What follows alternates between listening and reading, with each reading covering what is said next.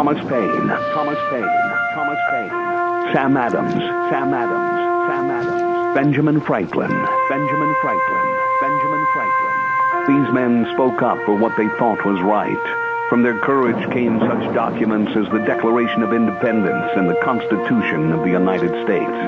From their willingness to speak what was sometimes unpopular but right, we enjoy such liberties as freedom of speech, the right to keep and bear arms, and freedom. Caution. You're listening to a conservative radio talk show. And there are still patriots willing to stand up and defend life, liberty, and the pursuit of happiness. Men like Zeb Bell, who honor our founding fathers and what they stood for. It's now time for Zeb at the Ranch, speaking up and defending your freedoms. Brought to you by Magic Valley Les Schwab Tire Centers and all of the other great advertisers on the program. And now, Zeb Bell. Today is tax day, April 15th, and only in America could the rich people who pay 86% of all income taxes be accused of not paying their fair share by people who don't pay any income tax at all. Good morning, everybody. Zeb at the Ranch, and here we are on KBAR. Here's Kate Smith, and God bless America.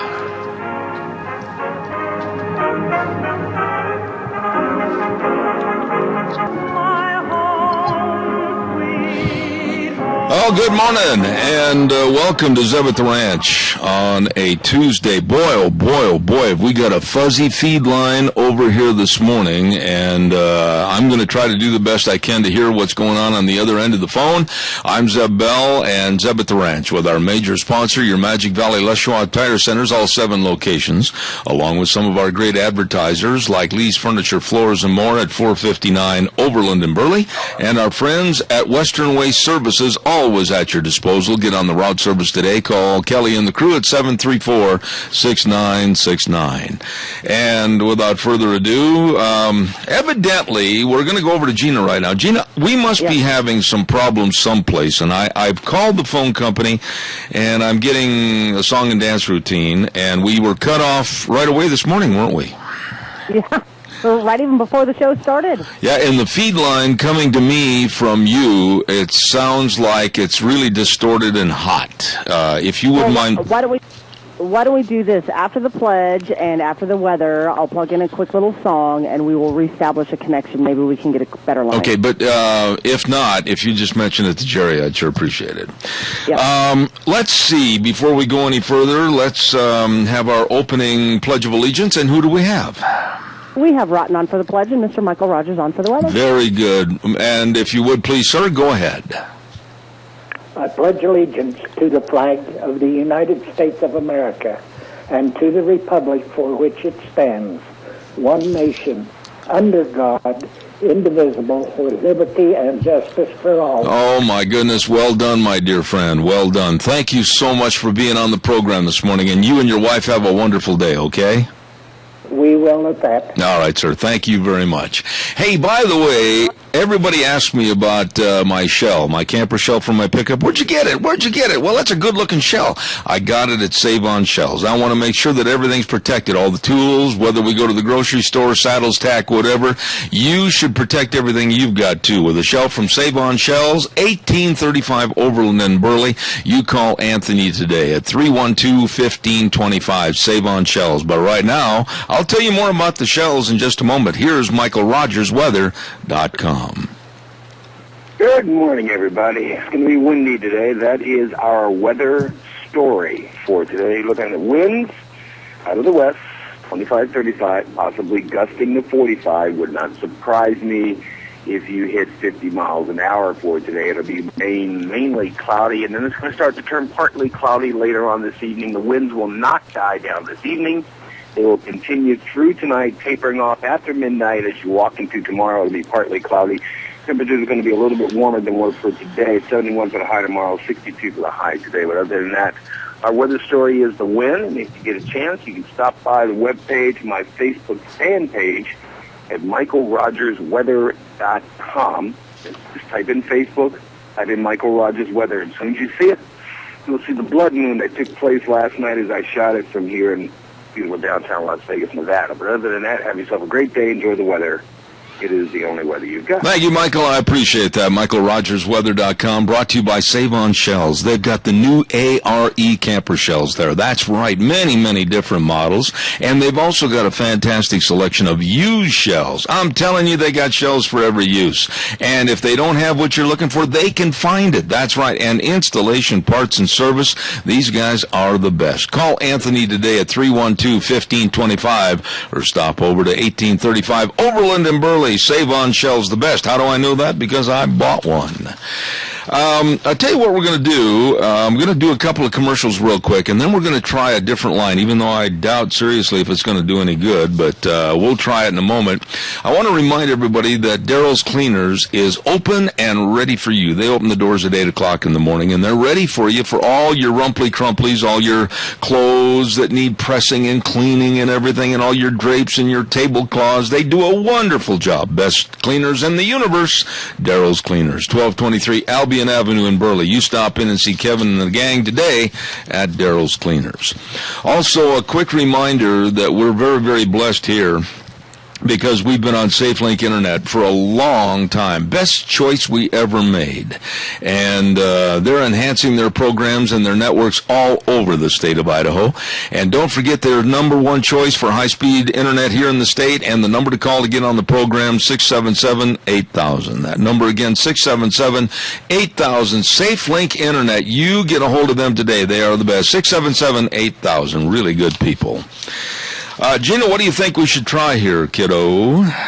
If you want to try to establish another line, I've already got a song queued and ready to go. Well, I'll tell you what, we'll ride the horse. I'll try to hear as good as I can, and maybe we got something with the Gettner or whatever, the feed line, I don't know, but it's pretty distorted. I'll try to hear you as well as I can in the callers, and we'll keep on rolling. Calls are welcome, 436-2244, 1-866-927-4587. Good morning, I heard the cow moo. You're on the air. Yes, Deb, this is the day for the giveaway for the food at the Christian Center on 27th Street in Burley. Okay. And everybody that's in need of food can come and get some. Are there any qualifications? Do they have to show any proof or any paperwork or anything? They have to show picture ID. Okay. And what about... that has their address on it, and that's all they need. All right. What about proof of whether they're in dire need or not, or does just anybody qualify? Just anybody can still get it. Okay. Now, what's the address again? It's on 27th Street. It's the Christian Church. Okay. Behind the Mountain View School. Okay. And what are the times? It usually starts about 10 o'clock. Okay. But people start lining up at 7 o'clock. All right. So just go. All right. God bless you for what you do and how you're trying to treat your fellow man. I really appreciate your call this morning, and I hope it's very successful. Thank you. Thank you. God bless you. You know, there's a case right there where I hope and pray that the people that need it go there, and the people that don't need it don't. When you mention free food, Gina, jump in here for a quick second. This is a pet peeve of mine, and always has been. Maybe you think I'm hard and calloused, and I shouldn't say this, but when you mention free food, and we've done this on my program, you know, we've had free ice cream and cookies and everything else, and it just seems like a certain group of people will come down and abuse the privilege of free food, and they'll come back in line like 2-3 times, or they don't need it. You know, I guess maybe I'm a little cynical, but free food, you know, if you need it and you need help, I'll be the first one passing it out. But if you don't need it, don't get in line. No, please, because what the Mountain View Christian Church is doing is a service to our community and a service to those who truly are in need. Yeah. The seniors who aren't making enough money to put food on their shelves. The young mothers who don't make enough money to put food on their shelves. That's what this really is for. So if you don't need it, don't go. You know, there's a matter of pride in our lifestyles, which I think is lacking in a lot of people's lives. Pride for what you have, thanks for what you have, and I just think a lot of people take advantage, if you will, of certain situations. And I think those that are there that need the help, God bless them, and I hope that God does bless them, so that maybe a year from now they don't need the help. But for those that don't need it, don't take abuse of this privilege and this program, and let it for those that really need the help. Please, look at yourself in the mirror and analyze. You're the only person, really, that can tell the truth. Do you need it or not? And that's my feeling. Maybe I'm wrong. Don't forget our friends over at Valleywide Home and Ranch, and they're located at 910 South Oneida in Rupert, and boy, they've got all kinds of things. They got that coloring contest going on at Valleywide Home and Ranch, a huge coloring contest. Go on in and pick your sheets up today, take it home, color it, bring it back. There's going to be $10 to the winning contestant, and there's a category for all ages. Even me? Yeah. Gina, let's get a sheet and we'll color, okay?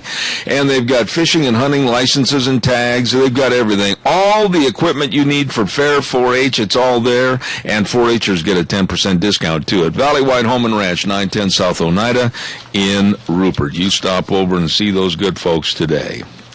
Oh, by the way, there's no such thing as ever letting that hunger take control of you when you can go to Denny's restaurant, 611 Overland in Burley. And here's something that's really a nice idea to give the family, or maybe your son or daughter or your grandkids. They've got gift cards, and boy, just what a great gift. Go to Denny's restaurant, whether it's breakfast, lunch, or dinner. You're going to love the food. You're going to love the people that are serving you. Boy, that service is good. And, of course, it's spacious, all kinds of amenities right there. We appreciate them, and it's the home of Zeb's Lunch Bunch, which we will be over there on the 24th. So everybody put it down to go to Denny's restaurant, 611 Overland in Burley. You're going to love that place. All right, give us a call, 436-2244, 1-866-927-4587. Today is tax day. It is Christmas for the IRS. Isn't it absolutely amazing that the IRS can and is under scrutiny for illegalities, and today, April 15th, they are in complete control of all of us. All their power literally can exceed the law, and they're still all-powerful. The IRS and tax day. So if you haven't got your taxes in, I think you've got till midnight tonight to have them postmarked, or you're in a lot of trouble, boy. And if you filed for an extension, don't forget to, if you have a bona fide accountant, you better make sure everything's legal on that, too. Tax Day USA. And like I stated, the richer people, the wealthier people paying 86% of the taxes, like I said in the opening remarks, and then those that don't pay any are griping that they should pay more. The rich people. Donald Trump is a refreshing breath of fresh air in politics for the moment. Yesterday, I don't know if you caught what he said, but I thought it was very, very worthwhile. He stood up in front of the podium at a Republican gathering for GOP possible contenders for president, and he said something that we're all aware of, that most on the national scale politicians are full of. He said the word, but I'll just say barnyard material. And he's right. In general, most of the national politicians in Congress and the Senate are not working for us. They're keeping the job just for themselves and all the amenities and the gratuities that job will provide. Give me a call, 436-2244, 1-866-927-4587. By the way, a tip of the coffee cup, and I mean this to some dear friends of ours, Donna and George Mass. I think I've already had a tip of the coffee cup for them one time, but they deserve it again. And also another lovely lady, Gloria Struken. I hope I said her name right, Gloria Struken, and wish them a very, very nice day. Speaking of nice days, don't forget our friends at Ramsey Heating and Electric at 2600 Overland Avenue in Burley. And believe me, Keith Ramsey called the supplier for incandescent light bulbs, and they're out. I mean, man, it's going to be tough to find incandescent light bulbs. And the government, of course, wants regulations against incandescent light bulbs. Well, Ramsey's also have all the other type of light bulbs, too, for outside lighting, lamps, CFL bulbs. They got it all, and they got all your cords, cord ends, and fuses. Everything you need right there electrical at Ramsey Heating and Electric, 2600 Overland Avenue in Burley, where they provide warm winters and cool summers. I want to get into a topic here this morning that affected me and my family 5 years ago, and it almost caused me to leave this program, wrap it up, send it back, and say sayonara. Never again, and I mean this, never again will I allow anyone, and I'm very cautious about my words here this morning, never again will I allow anyone or any organization to call me a racist without them being involved and embroiled in a lawsuit or possibly a good punch in the nose. I'm not going to stand for this anymore. Being called a racist, I think, is one of the most serious allegations that anyone could ever be called.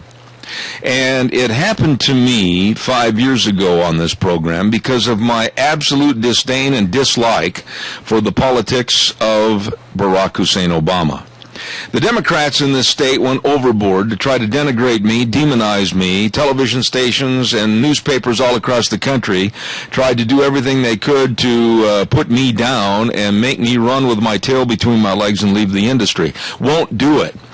Yesterday I had a good talk with Frosty Woldridge after the program, and we talked about never again will I be or he be subjected to being called a racist. Never, because we are not, and we won't accept that. And case in point, Democrat Steve Israel yesterday, and this is where I think the GOP and any Republican that has any kind of a backbone whatsoever should be standing up and going after this man.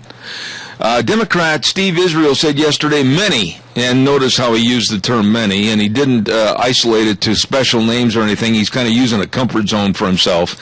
Many GOP are racist and are animated by racism. These are very serious charges.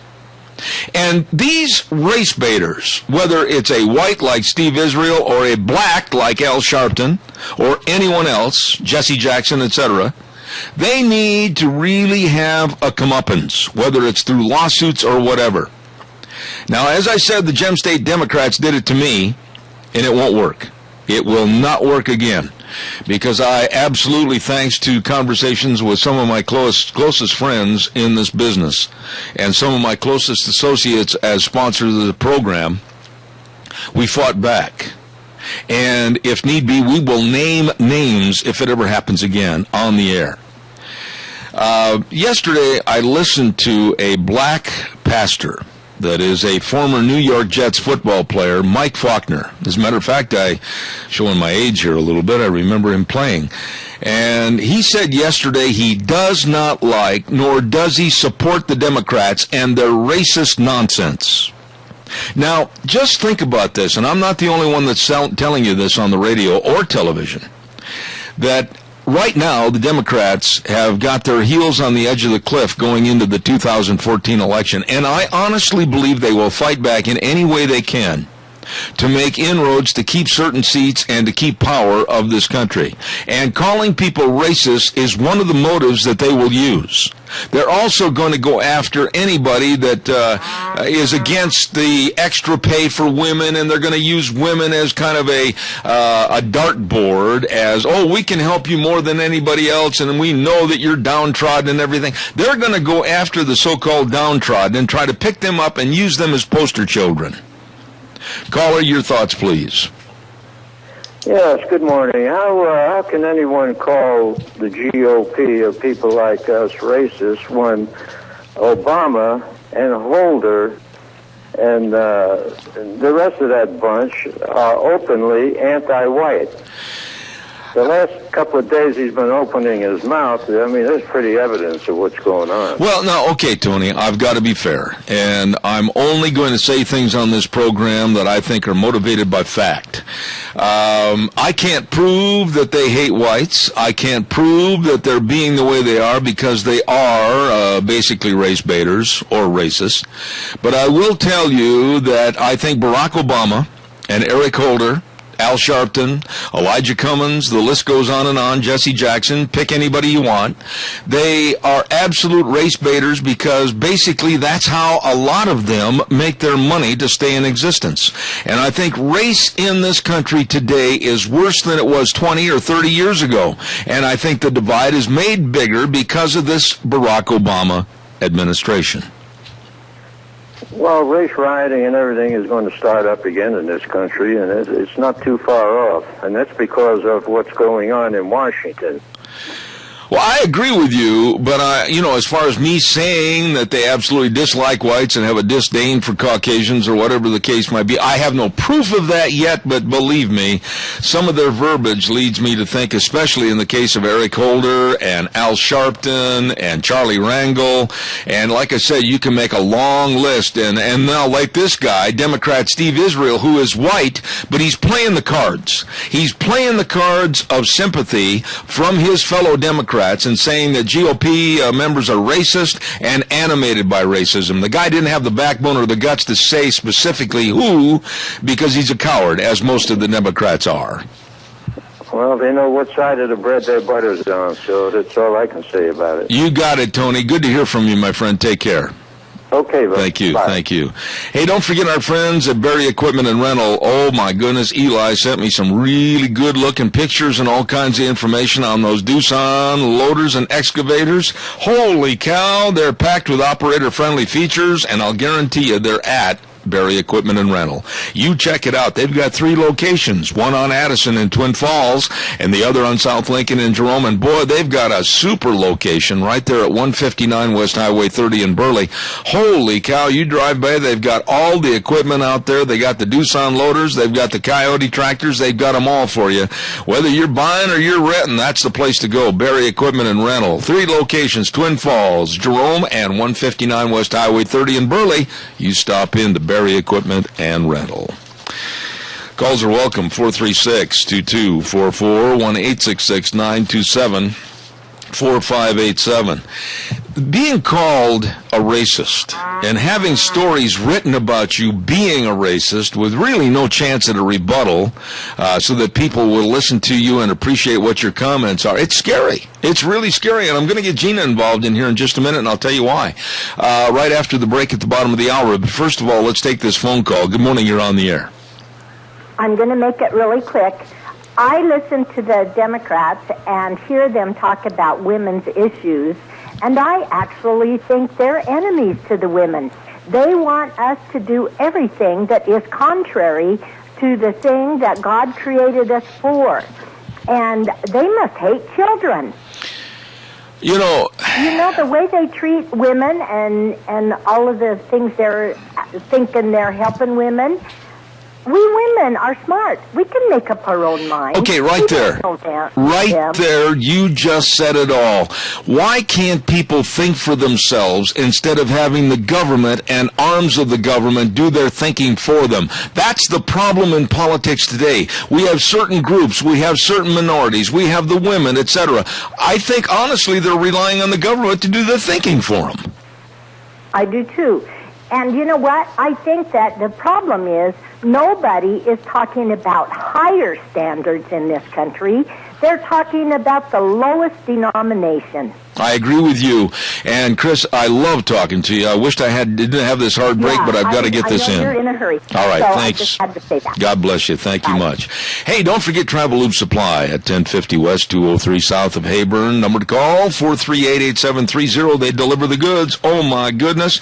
Yes, they've got Bubba ropes. I had somebody ask me the other day, they still got Bubba ropes? Yep, they got Bubba ropes. And they've got all your oils. They got all your tools. Chemicals. They've got all your filters. They can clean your air filters and save you money. They got bolts. Oh, my goodness, metric and standard bolts.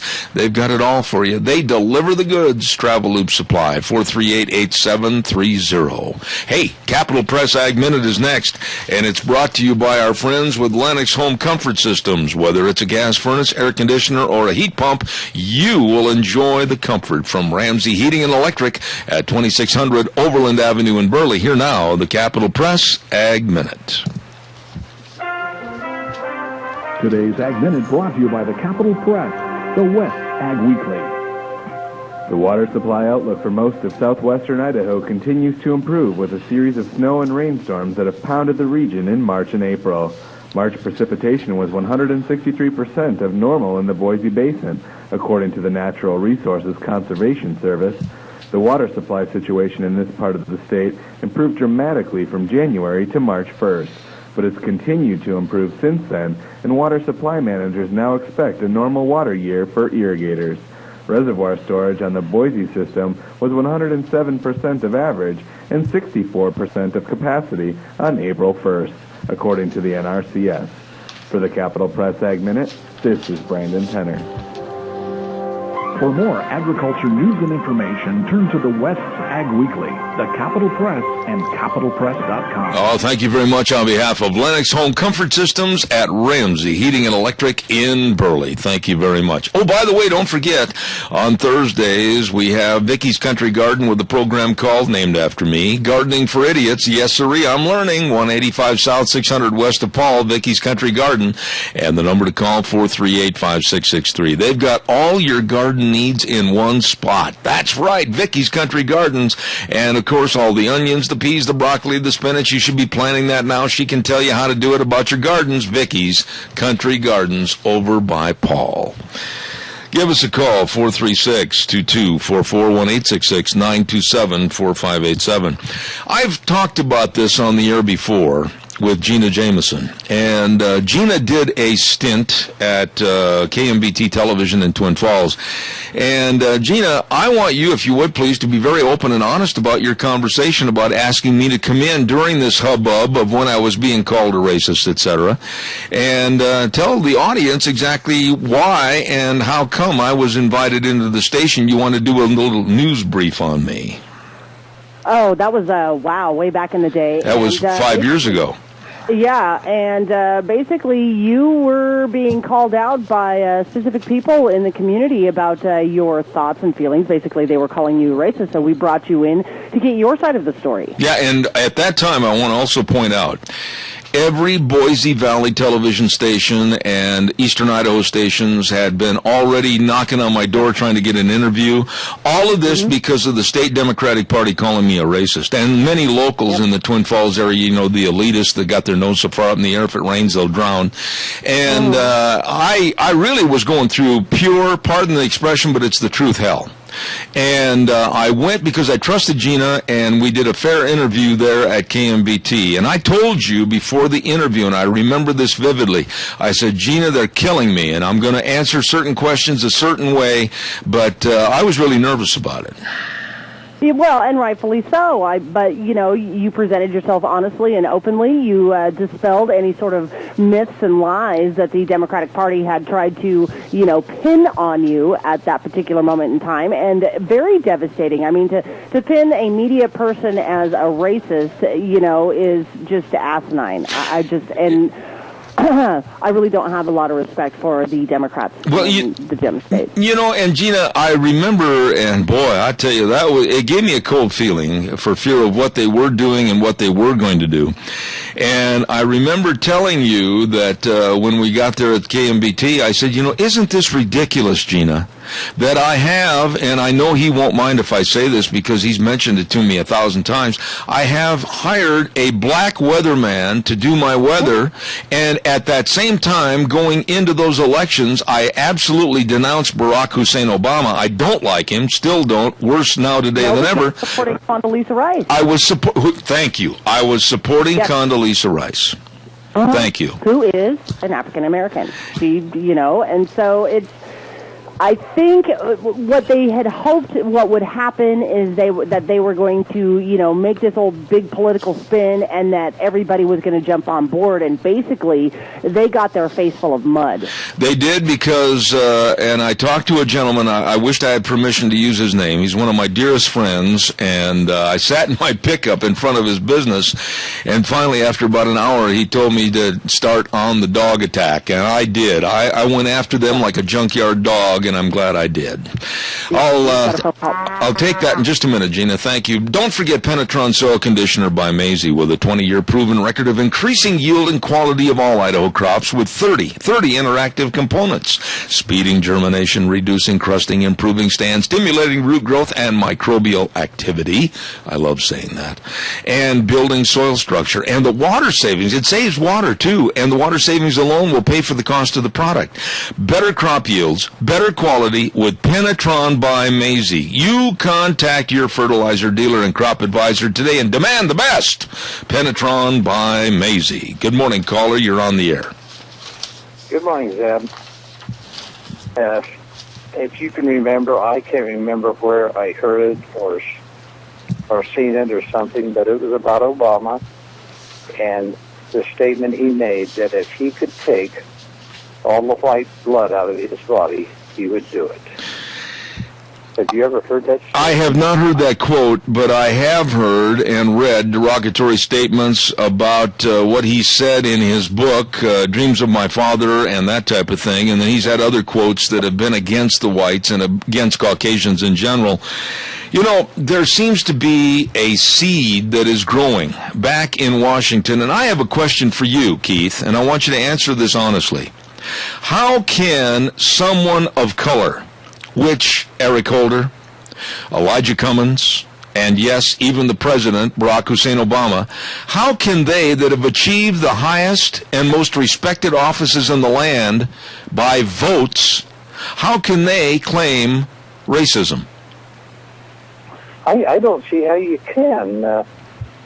What got them elected, or what got Obama elected, was the fact that his giveaway program, everybody's going to be on welfare and hope and change, and just a bunch of lies.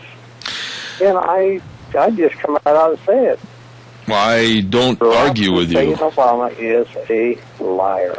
Well, when you hear statements, when you hear statements, Keith, over and over again, as a matter of fact, I know it's documented that he said it over 27 times, and possibly the number's even more. During the push for Obamacare, he said, you can keep your doctor, period. You can keep your health plan, period. Now, if that was a misstatement and he made a mistake, that should have been corrected with his handlers after the very first speech. It was not. He uttered that a minimum of 27 times in speeches all across this country. It was a lie. It was never meant to be that way, and he knew it. Well, what he really meant to say, and I think he said this before, that if they can meet the standards that Obamacare required, they'd be able to keep it. That was never uttered. When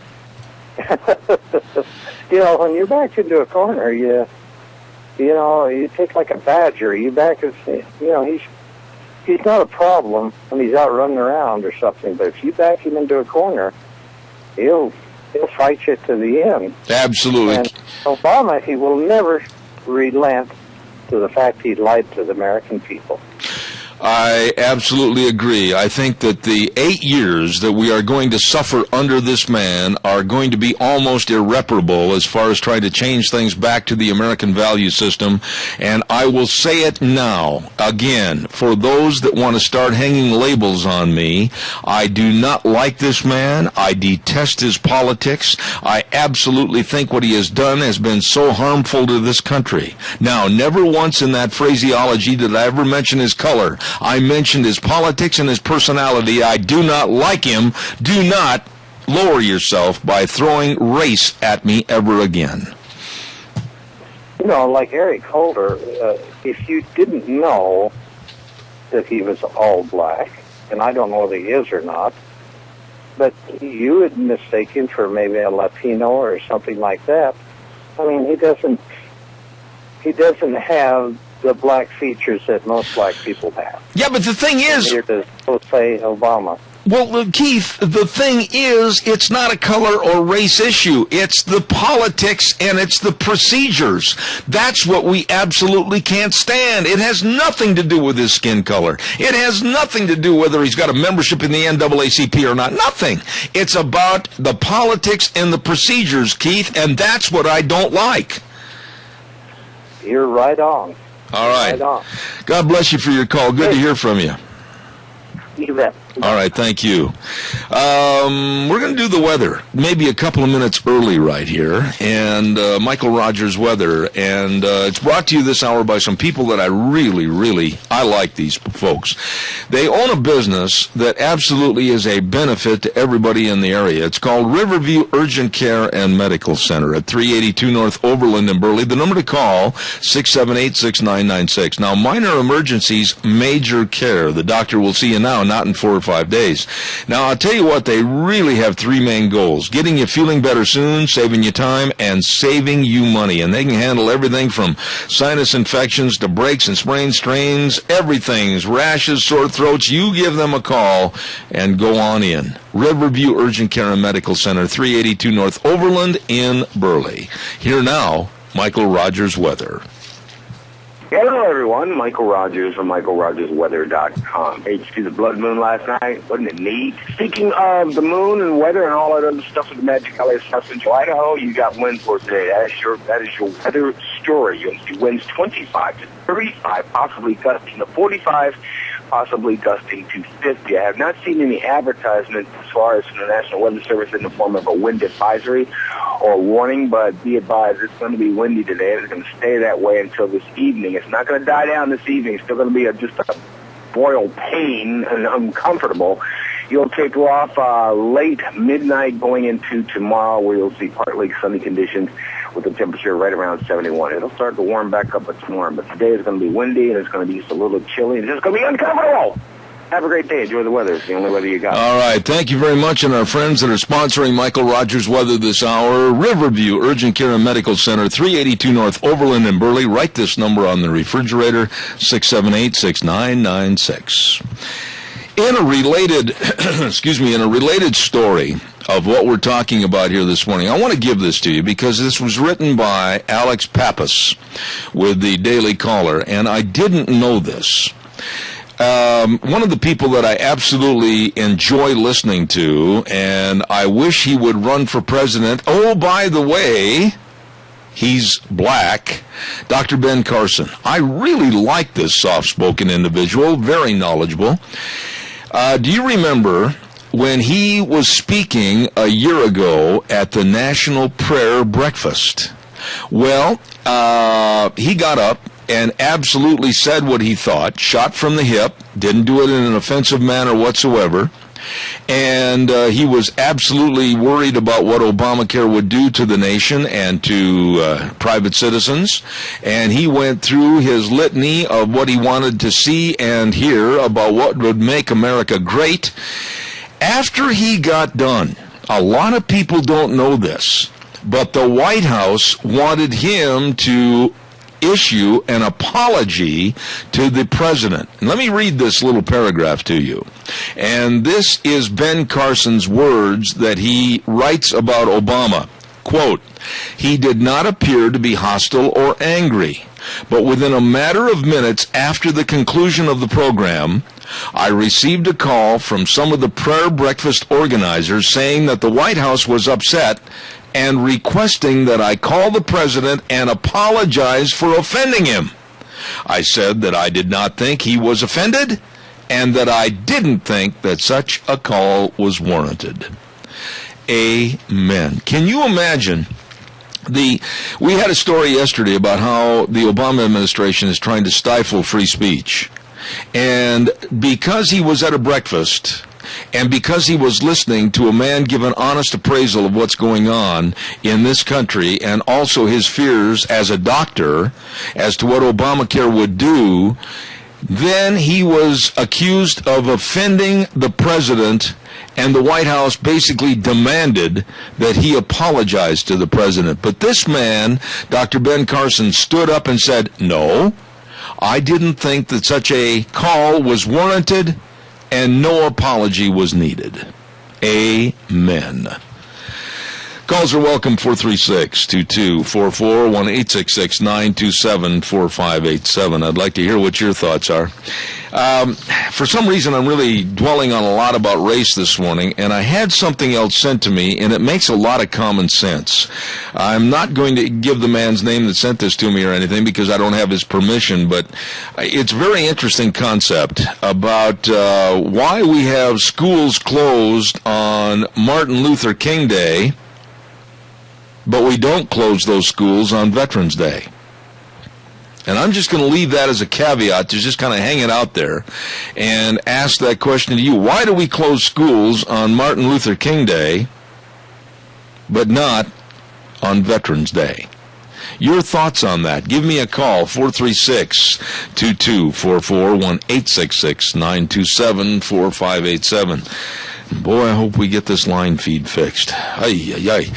Don't forget our friends again at Lennox Home Comfort Systems with gas furnaces, air conditioners, and heat pumps. Your family will always enjoy the comfort, kind of sitting back going, oh, yeah. Thanks to the friends at Ramsey Heating and Electric at 2600 Overland Avenue in Burley. The number to call, 678-0459. All right, it's your turn. Come on, don't hesitate. Give me a jingle on the landline, 436-2244, 1-866-927-4587. When you think about it, Republicans and Democrats have both said to Obama that giving away the Internet, this is something that is so spooky to me. I'm going to call in Gina. Gina, you're pretty sharp on the Internet. You know how to run it and everything and get what you want off of it, don't you? I mean, you're a sharp gal like my wife. You know how to use the Internet. What are your thoughts as a journalist? Forget that you know all about the Internet and everything. What are your thoughts as a journalist when you hear that this administration, for some strange, unbeknownst reason to most now, Republicans and Democrats, is going to give away the ownership of the Internet to countries like China and Russia? And Putin has said that once he gets control of the Internet, he can do almost anything he wants to. Why are we so bent on helping our enemies? That is a good question. I have no idea why, and I think giving away the Internet is absolutely stupid. But so is much of this administration. When you go down the list and the litany of the things, and I want you to jump in on some of these from a female standpoint, when you think about giving the Internet to China and Russia and basically globalists that could eliminate free speech and stymie what we get on the Internet, it could have a long-lasting and devastating effect on the American public. That's number one. And then I want to throw this at you. Forcing us into accepting the devaluation of marriage, and by forcing us to accept gay marriage. I will never do it. I will never do it. I am a traditionalist, and I believe in the Bible, and I believe in marriage as a man and a woman. I will not be forced and coerced. You can call me a bigot all you want. I'm not going to buy into that other concept. What are your thoughts? On gay marriage or yes. just the entire administration? You know what? Here's my philosophy on that. If they want to do whatever they want to do, fine. Just don't flaunt it in front of my face. Well, I don't believe in it. I agree. I don't believe in it. Nobody has, rights higher than anybody else. I don't care if you're a heterosexual or a homosexual. What you do in your bedroom is your own business, but you don't have to force me to look at what you do. Yeah, but... because I won't buy for it. Yeah, but there's a caveat there. That group of people, that special little group wants special little rights. They want special little things awarded to them and privileges awarded to them, and that's where society is wrong. What you said was 100% the fact. What you do behind closed doors should be and absolutely should never come out of that door and go public. But when you're asking for special rights and also forcing a normalcy to a very perverted situation to our schools, etc., that's where I draw the line, and I'm going to stand up and fight. And I have to agree with you on that. I don't think that they should be teaching that homosexuality and transgenders is of the norm to our elementary students when they haven't even figured out, what that means. I'm going to teaching that to preschoolers. That's not cool to me. They should be not taught any sort of that. And I think that the way that they're pushing their political agenda on the rest of us is wrong. Absolutely. Of course. Okay, so if you want special rights, then I want special rights. If you want a parade, or if you want to float in the parade, then I want to float in the parade. Isn't that ridiculous? The way we've let this thing get out of hand, and it's our fault. It's our fault. It should have been nipped in the bud a long time ago. But I want to give you some topics and just mull these over. Pick out one that you want to discuss. When you talk about Obama, I'll take that call in just a minute. He's destroying health care with Obamacare. Yeah. This administration believes in open borders. They're not doing anything to stop the infestation of more people coming across. We have a decreased value of our military. My goodness sakes, I'm ashamed as to how we're treating our military. They're destroying Christianity and the Judeo-Christian ethics this country was founded on. They are destroying respect for the elderly. They're taking away our public lands and the usage of our public lands. They're destroying the fabric of the quality, like organizations like the Boy Scouts, tearing them down from within, and we have absolutely no foreign policy to gain respect in the world. I put those together, and I dare somebody to tell me that I'm wrong. Oh, you're not wrong. This administration, I think, their sole desire is to tear apart this country, to divide it and to give it away to China, to give it away to Russia. If you look at how much property China actually owns with companies that are truly owned by the People's Republic of China, people would be shocked. Absolutely. They are giving away our country. They are giving away our rights without the consent of the American public. Absolutely. We've got 2 phone calls. All right, caller number 1, go ahead, please. I've got just a short time. Go ahead fast. Good day again. When you were talking about Martin Luther King Day and everything, do you recall that at one point Arizona says, no, we will not observe Martin Luther King Day? Yes. And also daylight savings time.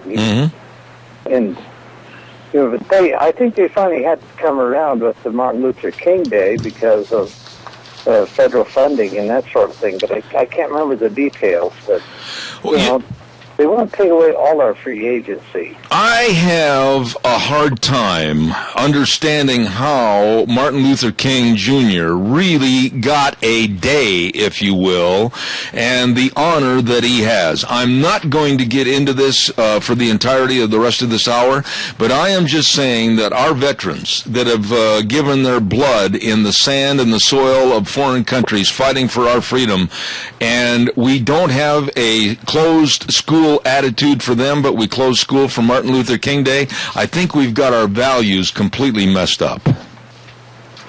Well, after watching this Bundy deal on TV, I'll tell you, I have a renewed faith in America because people stood up and, things happened. So maybe there is light at the end of the tunnel. I hope so, Keith. Thank you very much. I got another call waiting. Thank you, sir. Okay. God bless you. Caller number 2, you're on the air. Go ahead. Hey there, Zeb. Yes, sir. Yeah, first off, I want you to know there's no way I'm going to call you a bigot for on the marriage thing. I happen to believe that God meant for marriage between a man and a woman, period. In fact, there are passages in the Bible that clarify that. That's exactly right, and I'll tell you something.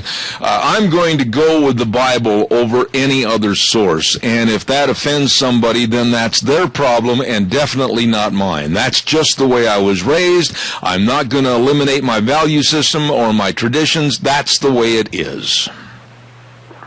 That's right. I mean, you even in nature, you see that couples are meant to be male and female, and that's it. Absolutely. And nature is a good source to look at for this as well. All right, sir. Hey, thank you for your call. I got to get a commercial break in, and thank you. God bless. Have a good day. And by the way, happy Easter to you, sir. Thank you. Thank you very much.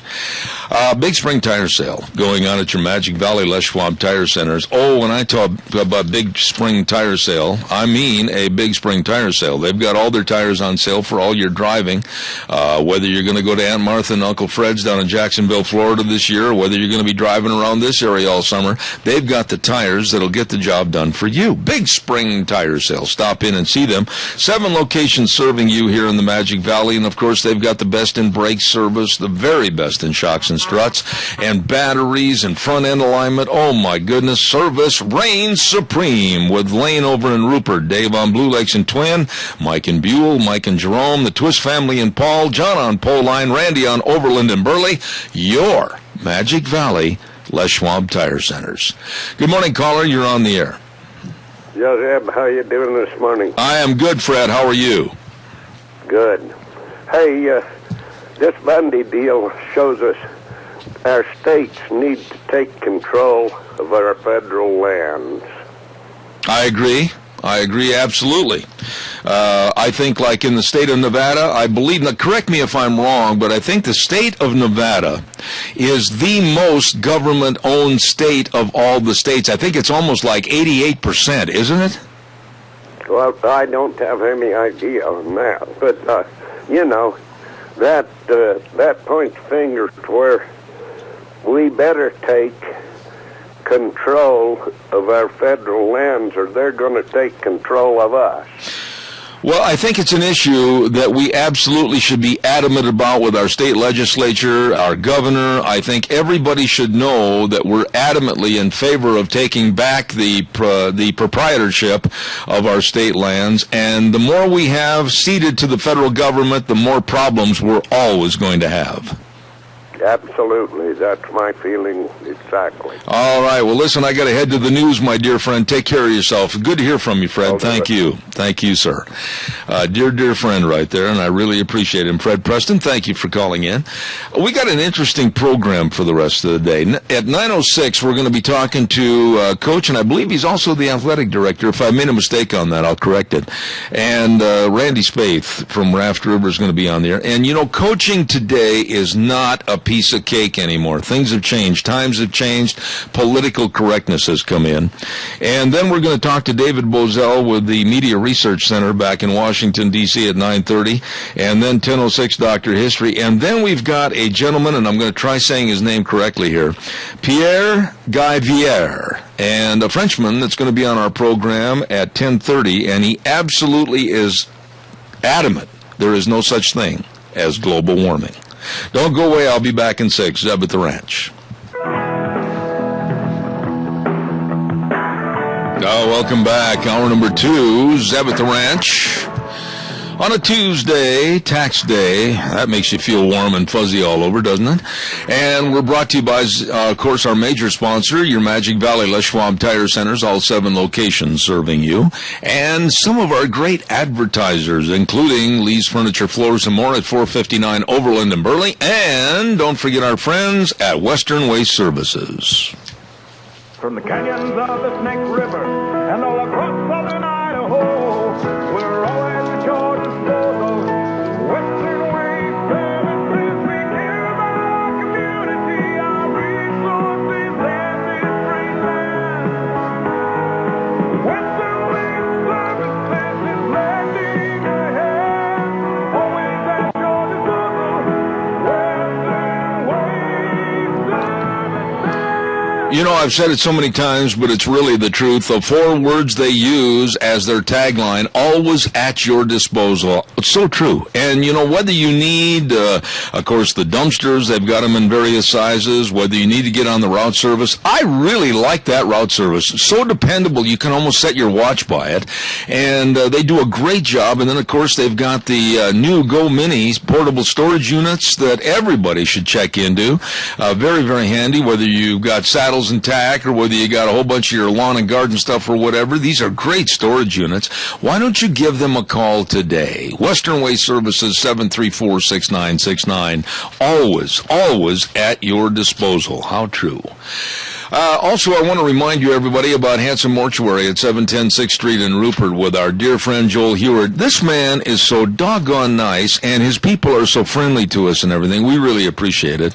And it is a family place. Family lives there with all the flexible hours to serve you when you need their attention. That's right. And don't forget, too, they can travel to rural towns and churches and help you with funeral arrangements. You do not have to go to them. That's right. Hanson Mortuary. Here's the number to write down. 436-5636. That number again, 436-5636, 710 6th Street in Rupert, Hanson Mortuary. Ladies and gentlemen, we're going to go to the phone line right now, and we were looking forward to having this gentleman on the program last week, and due to some time constraints, we didn't get him on, but we have him back this morning. Good morning, Coach Randy Spaeth. How are you? Hey, Zeb, how are you today? It's good to have you on the program. You are not just a coach, you are also the athletic director for Raft River High School. I believe you've had that position for what now, 17 years? Well, the AD is I'm only the second year AD. I see. But you've coached for a long time, I think, ever since they started wearing leather helmets, right? Well, close. Okay. Randy, I think succinctly put and very poignantly put, coaching is not the same today as it was 30, 40 years ago. Would you agree with that? Oh, I think, just everything changes over time, and I think coaching is no different. Society's changed a lot, and through the realm of that, I think a lot of coaching and and how things go has changed a lot. Okay, now when you say that, I'm going to be much more specific about it today because I don't mince any words and I don't pull any punches. I think a lot of the kids today are prima donnas. I think a lot of coaching has to be politically correct, and I think parents have really caused more of a problem for coaching. Now, I'm going to put you on the spot, and I want you to be honest about that. Maybe it hasn't affected you at Raft River, but you have seen it, have you not? Oh yeah. I mean, I think there's always new challenges. I don't know if it's has to do with just the professional athletics trickling down into college, and we're starting to see more pressures and more stresses, more emphasis put on athletics down at the high school level. So, it seems like as the years go by, the stakes get a lot higher. The back when you were young, when I was young, it was kind of a whirlwind. The coaches rule, and whatever the coach said is what happened, and that's just the way it was. And and in today's world, there's a lot more second guessing and a lot of things that go on. I think there just has to be a little bit more communication and a little bit more compromise from all sides of the street in today's world than it used to be back in the day. Randy, one thing I've noticed, and from your perspective, you've been around athletics all your life, but I honestly think the pro attitude, and I want to use those words loosely right there, pro attitude of the certain aspects of the NBA with the tattoos and the yelling and screaming at the ref after every call, or maybe the pro football attitude or the pro baseball attitude has permeated down through the college ranks already into the high school ranks, and it's made a lot of these kids act with a spoiled attitude and personality. Would you agree?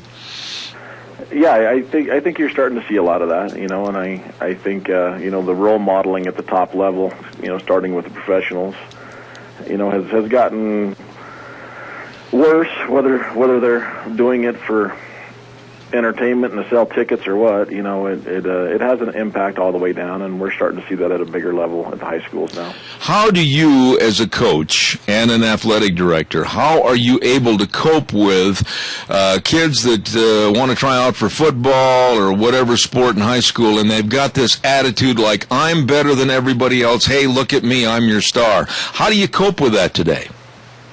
Well, really, Zeb, and I'm in a real fortunate situation. The community, the parents, and the kids out at Raft River, are really good to work with. So, the level that we have out here is different than probably levels that some 4A and 5A schools have. But, I really think it's just, it's just come down to, we live in a day and age where before sports start up,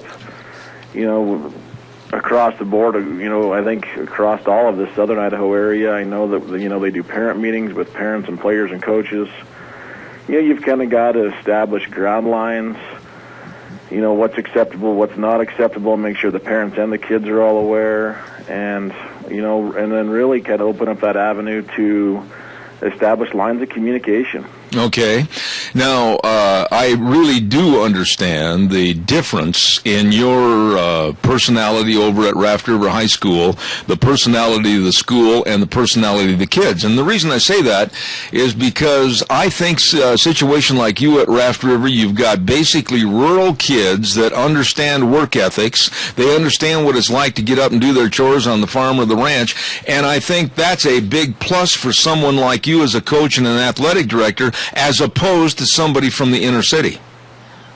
I agree with that, Zeb, and I've never actually worked within the inner city, but I think every area presents its own challenges. We have sets of challenges here where we have to adjust practice time so the kids can work on the farm, where in an inner city you don't. We all have our own challenges, but I think we've got some benefits in that, our kids are still, up in the morning, going, rolling. The parents understand the concept of, wanting their kid to have a good work ethic instilled in them. And so we're pretty fortunate out here with that. There is a word that I'll throw at you, Randy, and again, I know that you're probably blessed up there in a smaller school situation, a rural school education system that I think is the best in the world to have kids form this word, and that's respect. I mean, when you've got a smaller situation with a smaller community, everybody knows Johnny and Susie, and there seems to be a respect of each other and their families, and I think when I look at what's happening in sports in general, that word respect is diminished, whether it's in high school, whether it's in college, and certainly in the pros. How do we get that respect back into our everyday lives when we see these athletes not treating anybody or the situation with respect? Well, and I agree with you on that, Zeb. It's very tough because it's, these kids go home and, and most of them are watching games on TV, and they're seeing so many examples that really aren't good. That it's, but yet they're also seeing the fame and the glory with it, and it's a tough sell, and it's something that I think we try and just be persistent on it, and constantly trying to pay attention to good examples out there, because there are some good examples. Unfortunately, with everything, it's usually the not so good examples are the ones that really seem to draw the center stage. And there's a lot of good examples in professional and college athletics also, and I think we try and draw more attention to the good things that are going on and point that out to our student athletes out here, and let them see that even though that doesn't get as recognized and as not out in the media as much, those are the things that we want kids to portray. Randy, one of the things, and I'd like you to elaborate on this point a little bit, I don't care if it's the end zone dance after a touchdown. I don't care if it's making the three-pointer and thumping your chest. I don't care if it's rounding first base after a home run and headed to second and kind of showing up the pitcher a little bit. I think that this has got to stop. We have got to show these kids that's not the attitude. The late, great Vince Lombardi once said, and it was quoted in one of his books, act like you've been there before. In other words, when you get into the end zone, act like it's not a first time. Act like you've been there before. And that goes along with respect. Do you have these kids wanting to pull those dances and all that goofy stuff?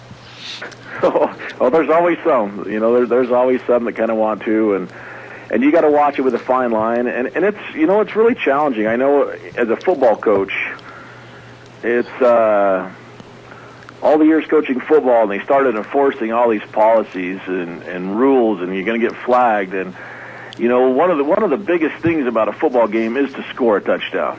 That should be a huge deal.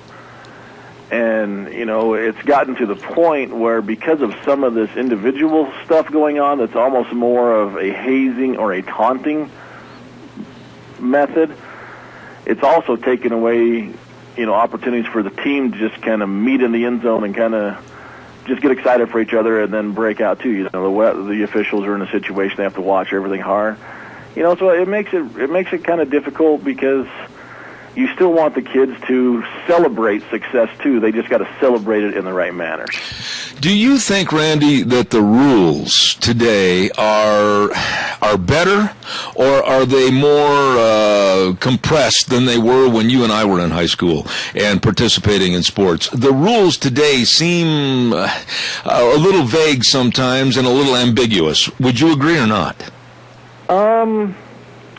I think one of the problems with the rules is as they go through and they're always trying to emphasize more and more safety. Yeah.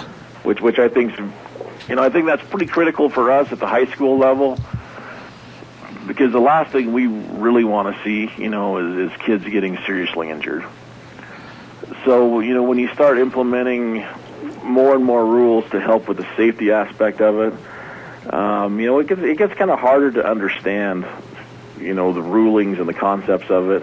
And I think there's been so much rule change that's gone on.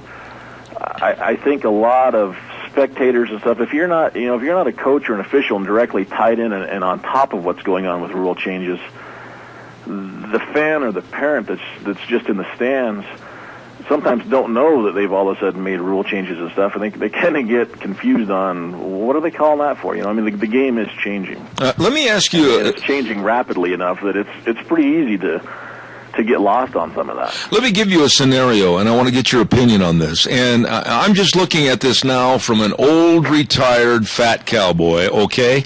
The targeting rule. I want to talk about that for a little bit. I think that they have put the kids on defense in football in a situation to where they're going to create a hesitation. They're going to create can I hit him here or not?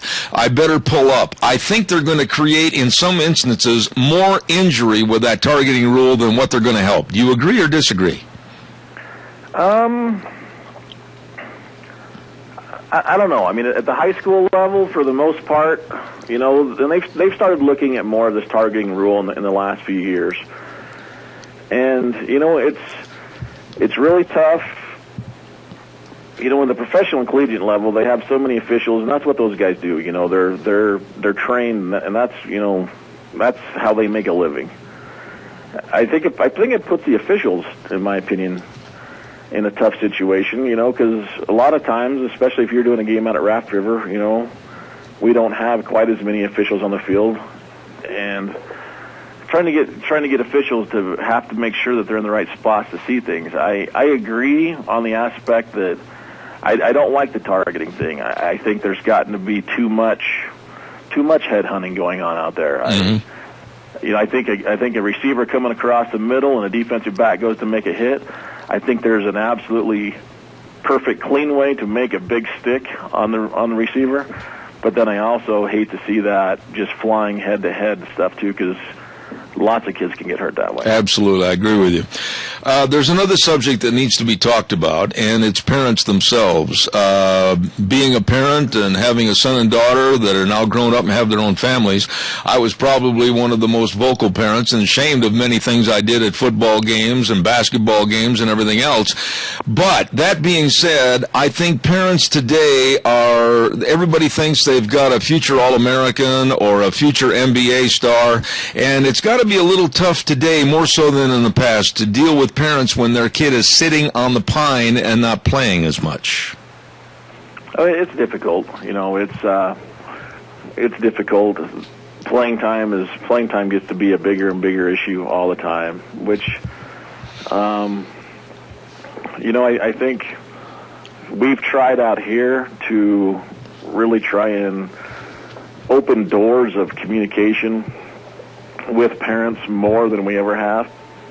Like I said, I imagine, Zeb, when you played, I imagine the last thing your parents ever thought about doing was going in and talking to a coach. Mm-hmm, that's right. To some degree still, even when I went through. In today's world, I think that those lines of communication have to open up more. We've tried to open up those lines of communication more here at Raft River High School, as far as, with our parent meetings, and then, trying to set some protocols on, if you have concerns about your student athlete, here's some protocols, some things to go through. But at the end of the day, the one thing about it also is, Zeb, is the parents only want what's best for their kid also. That's right. That's right. And sometimes we can deem what they're feeling is unrealistic, but at the end of the day, we all just got to have the best interest of that kid in mind.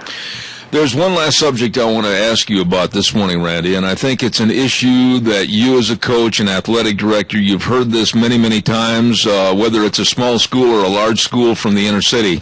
There are those that are saying we put too much emphasis on sports, and there are even those in our society that say high school sports should be eliminated and they should just concentrate on academics. And boy, when I hear that kind of talk, it really infuriates me, because I think a well-rounded individual leaving high school going to college, you need that source of extracurricular activity through athletics. What are your thoughts about the trying to stymie and stop, in some cases, athletics in the high school ranks? Well, I personally, obviously the position that I hold and the background that I have, I'm personally a big fan of athletics. I agree with you 100% that, that more well-rounded type person is important. I also think that there is some more work ethic, some dedication, some teamwork skills. There's so many things that also go into athletics that helps build on a student's education. Mm-hmm. With that being said, I also think that we live in a time where we really, really have to be careful that we don't put the athletic end of it above and beyond the academic part of it.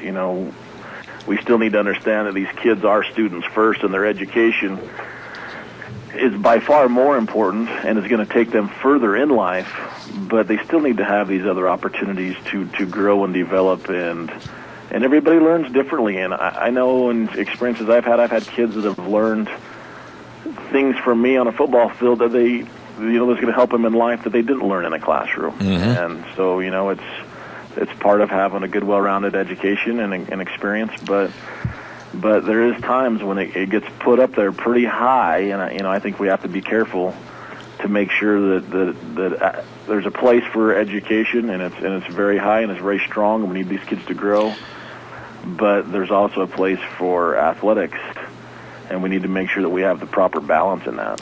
Well, one final thought here, Randy, and I wished I had more time, but I have to have you address this issue. There seems to be, with the increasing cost of the uniforms, the helmets, whether it's in football, basketball, whatever, baseball, the increasing cost to the schools is becoming enormous, and there's a lot of people that are pushing for a pay-to-play attitude, which I'm against. What are your thoughts quickly about that attitude?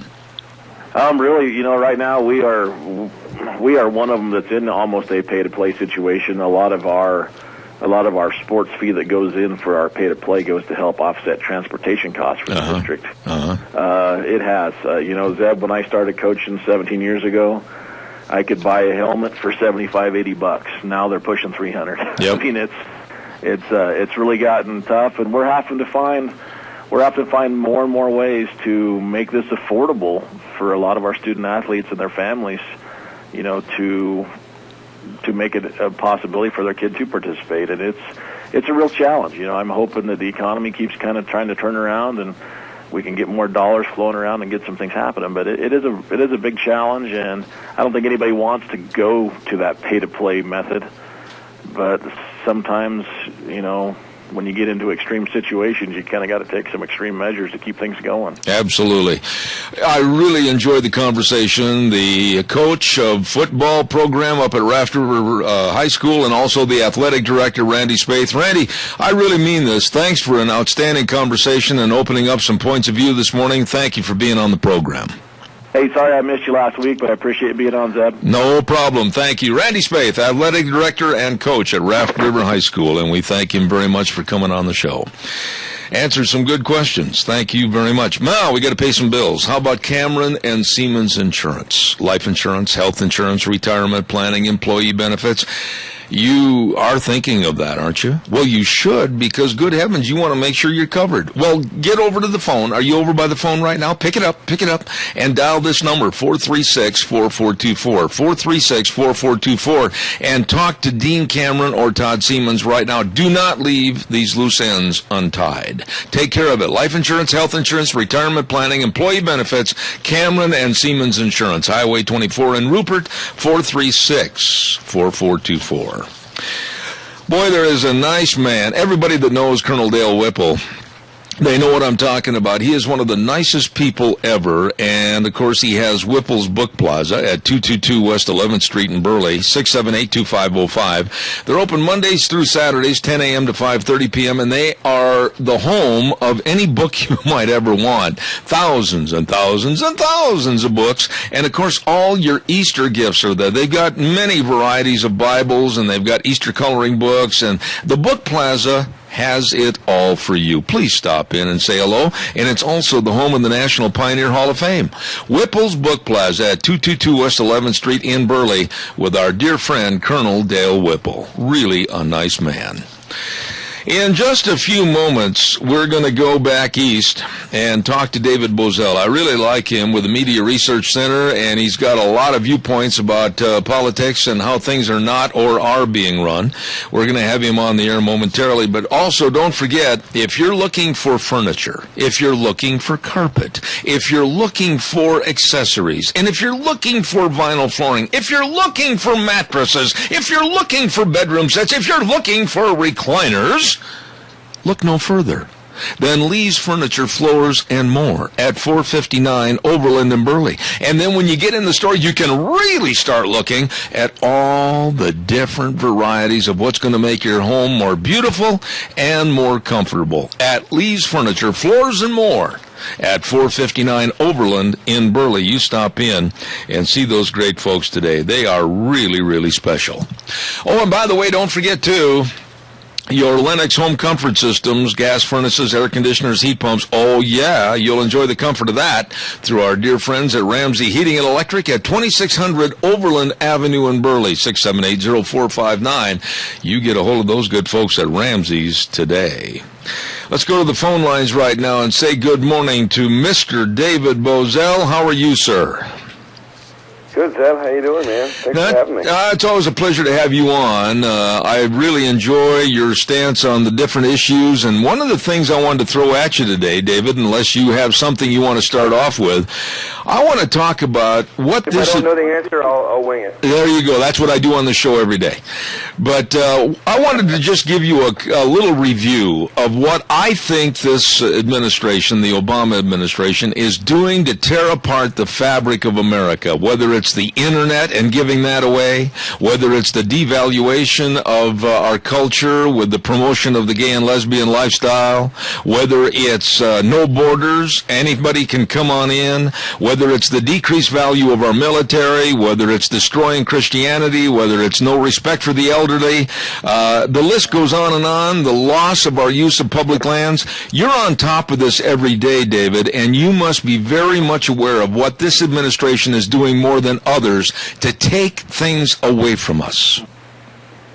Well, it's to not put too fine a point on it. It is a disgustingly large bureaucracy that is underneath this man's tentacles right now, and sadly, funded to the tilt by the Republicans in Congress, which is kind of the most frustrating thing when you really look at it. But today's tax day, and this guy, I mean, if you remember back in 2008, candidate Senator Obama spent, I think it was about $500 million, north of $500 million, in campaign ads promising what? If you remember, it was promising tax cuts for 95% of the American people. Imagine that.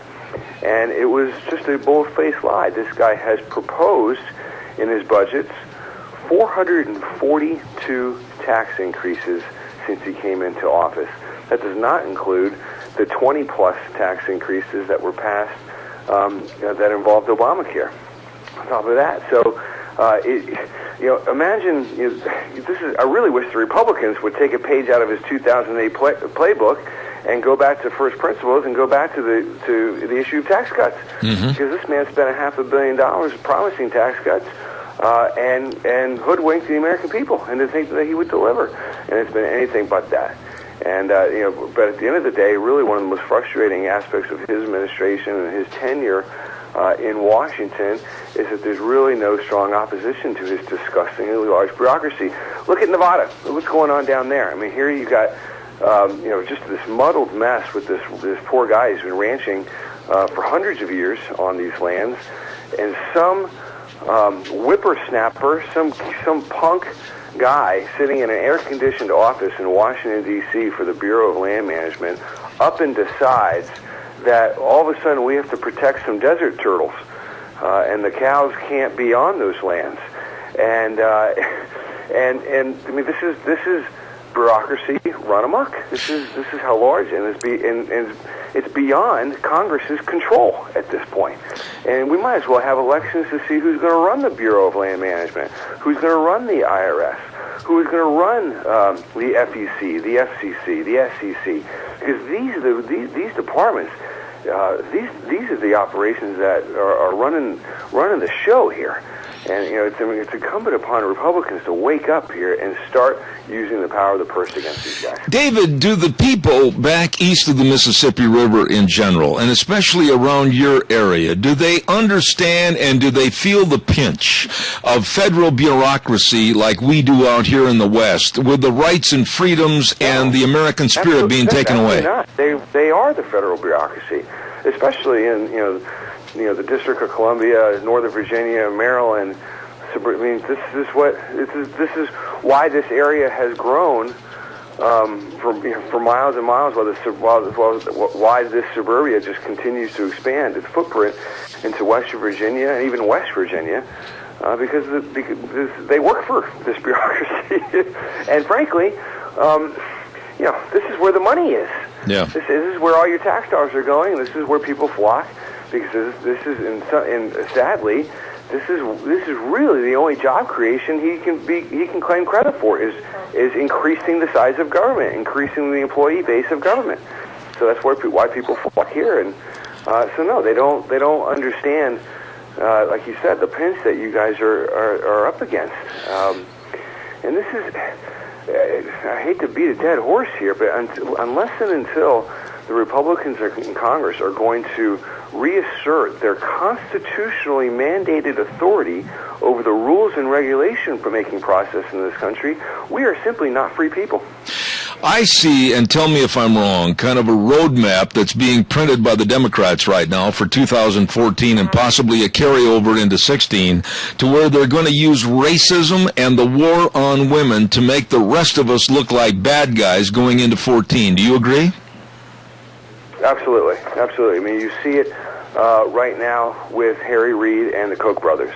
I mean, here are a couple guys they are creating a legacy of philanthropy. I mean, what they've done just in New York City, where they've got their name plastered all over the place for the arts, for the humanities, saving, countless, upwards of hundreds of thousands of children educated, lives saved worldwide and domestically with their charitable dollars.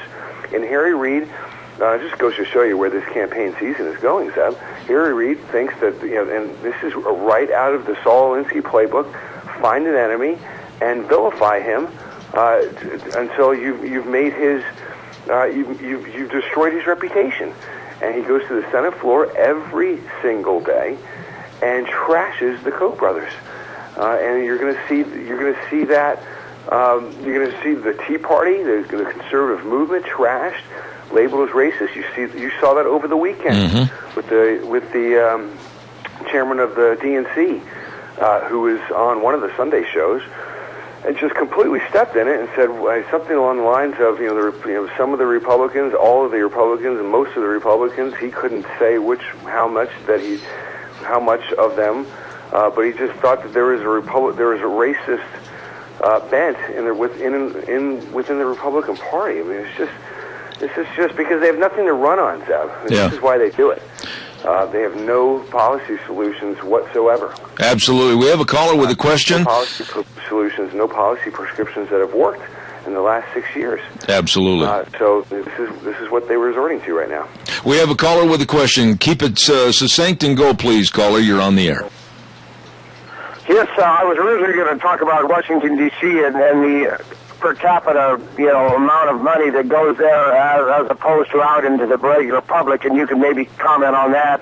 But now that you brought up Harry Reid and how it's uneven, in other words, Washington, D.C. gets way more money than the rest of the country does to perpetuate themselves. But then Harry Reid, over the weekend at Cliven Bundy Ranch, and how the people were victorious. And, there's tons of evidence that Harry Reid and the Chinese government wanted to build a solar farm out there. And after the public had won and the BLM left, he said, well, this isn't over. And I'll go ahead and hang up. Thanks. That's a good point, David. I'd like you to respond to that. There were allegations behind the scenes that Harry Reid's son, Rory, was involved in possibly the land deal with the Chinese for a solar-powered plant in that area. What are your responses to those allegations? I couldn't comment. I haven't gotten that deep into it. I apologize in terms of responding to the allegation. But to the caller's first point about per capita income, yeah, the whole country went through a terrible recession. Still, just this economy is just sort of limping along. But guess which part of the country is just doing fabulously well? Washington, D.C., Northern Virginia. Property rates, not too bad. They took a little dip. They're right back where they were. Per capita income is much higher here than it is over the national average. It's all because Washington is taking the rest of the country's money to fund its disgustingly large bureaucracy, and not not returning it when they should be, or simply they should in a big way they shouldn't be taking it in the first place. Let me ask you this, and you and your dad are so well versed in this because you do this every day for a living. Where is, and I'm not trying to be vague on this, where is the Republican leadership? Is it the old guard with McCain and the others, or is it the new guard with Rubio and possibly Trey Gowdy? Where is the Republican leadership, and who's going to stand up and unify this thing? Well, okay, so let's take, the current Republican leadership as it stands right now. McConnell in the Senate is fighting for his life. He'll probably win. But that's, basically occupying all of his time. Not that he would be advancing a conservative agenda anyway, because Harry Reid runs circles around him every single day on the Senate floor. But that's basically what he's been doing the last couple of months. On the House side, John Boehner, Eric Cantor, Eric McCarthy, who's the majority whip. Where are these guys? I think either this weekend or not this weekend because it's Easter, but then the weekend after that, Cantor and McCarthy are headed down to Amelia. I am not kidding you, folks.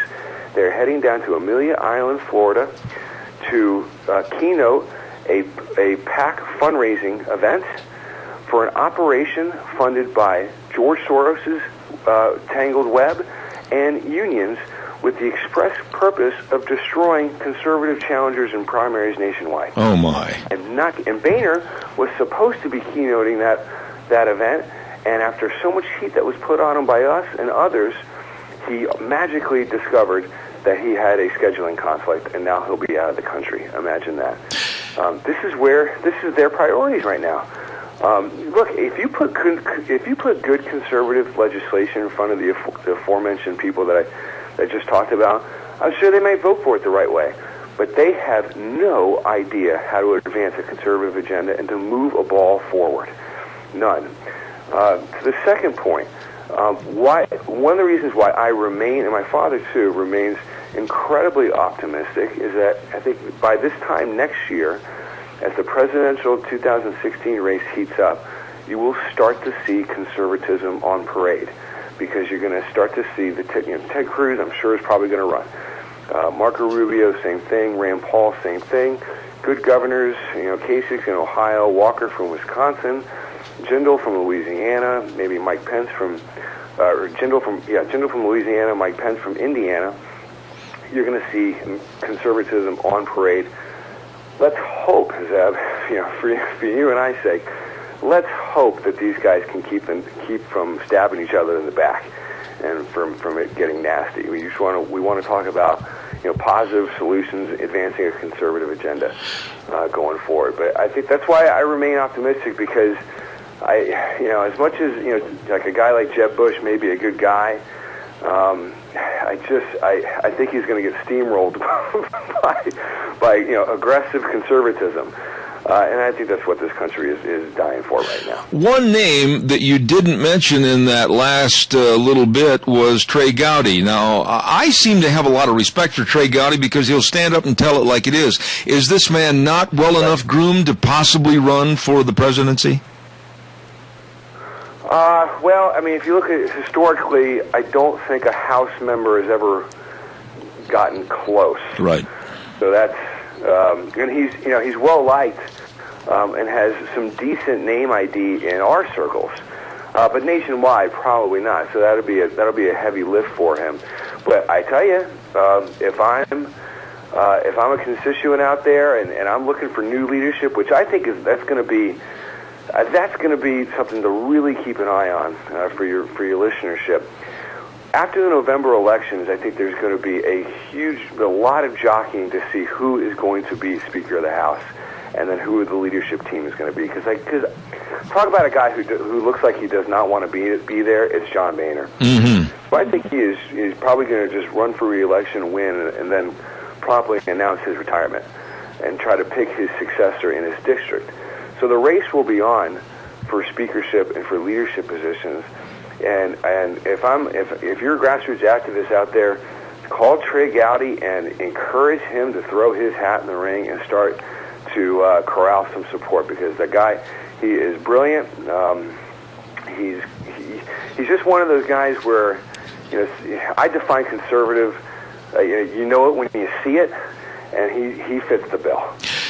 So I would definitely put him at the top of the list for moving up the food chain, inside the House.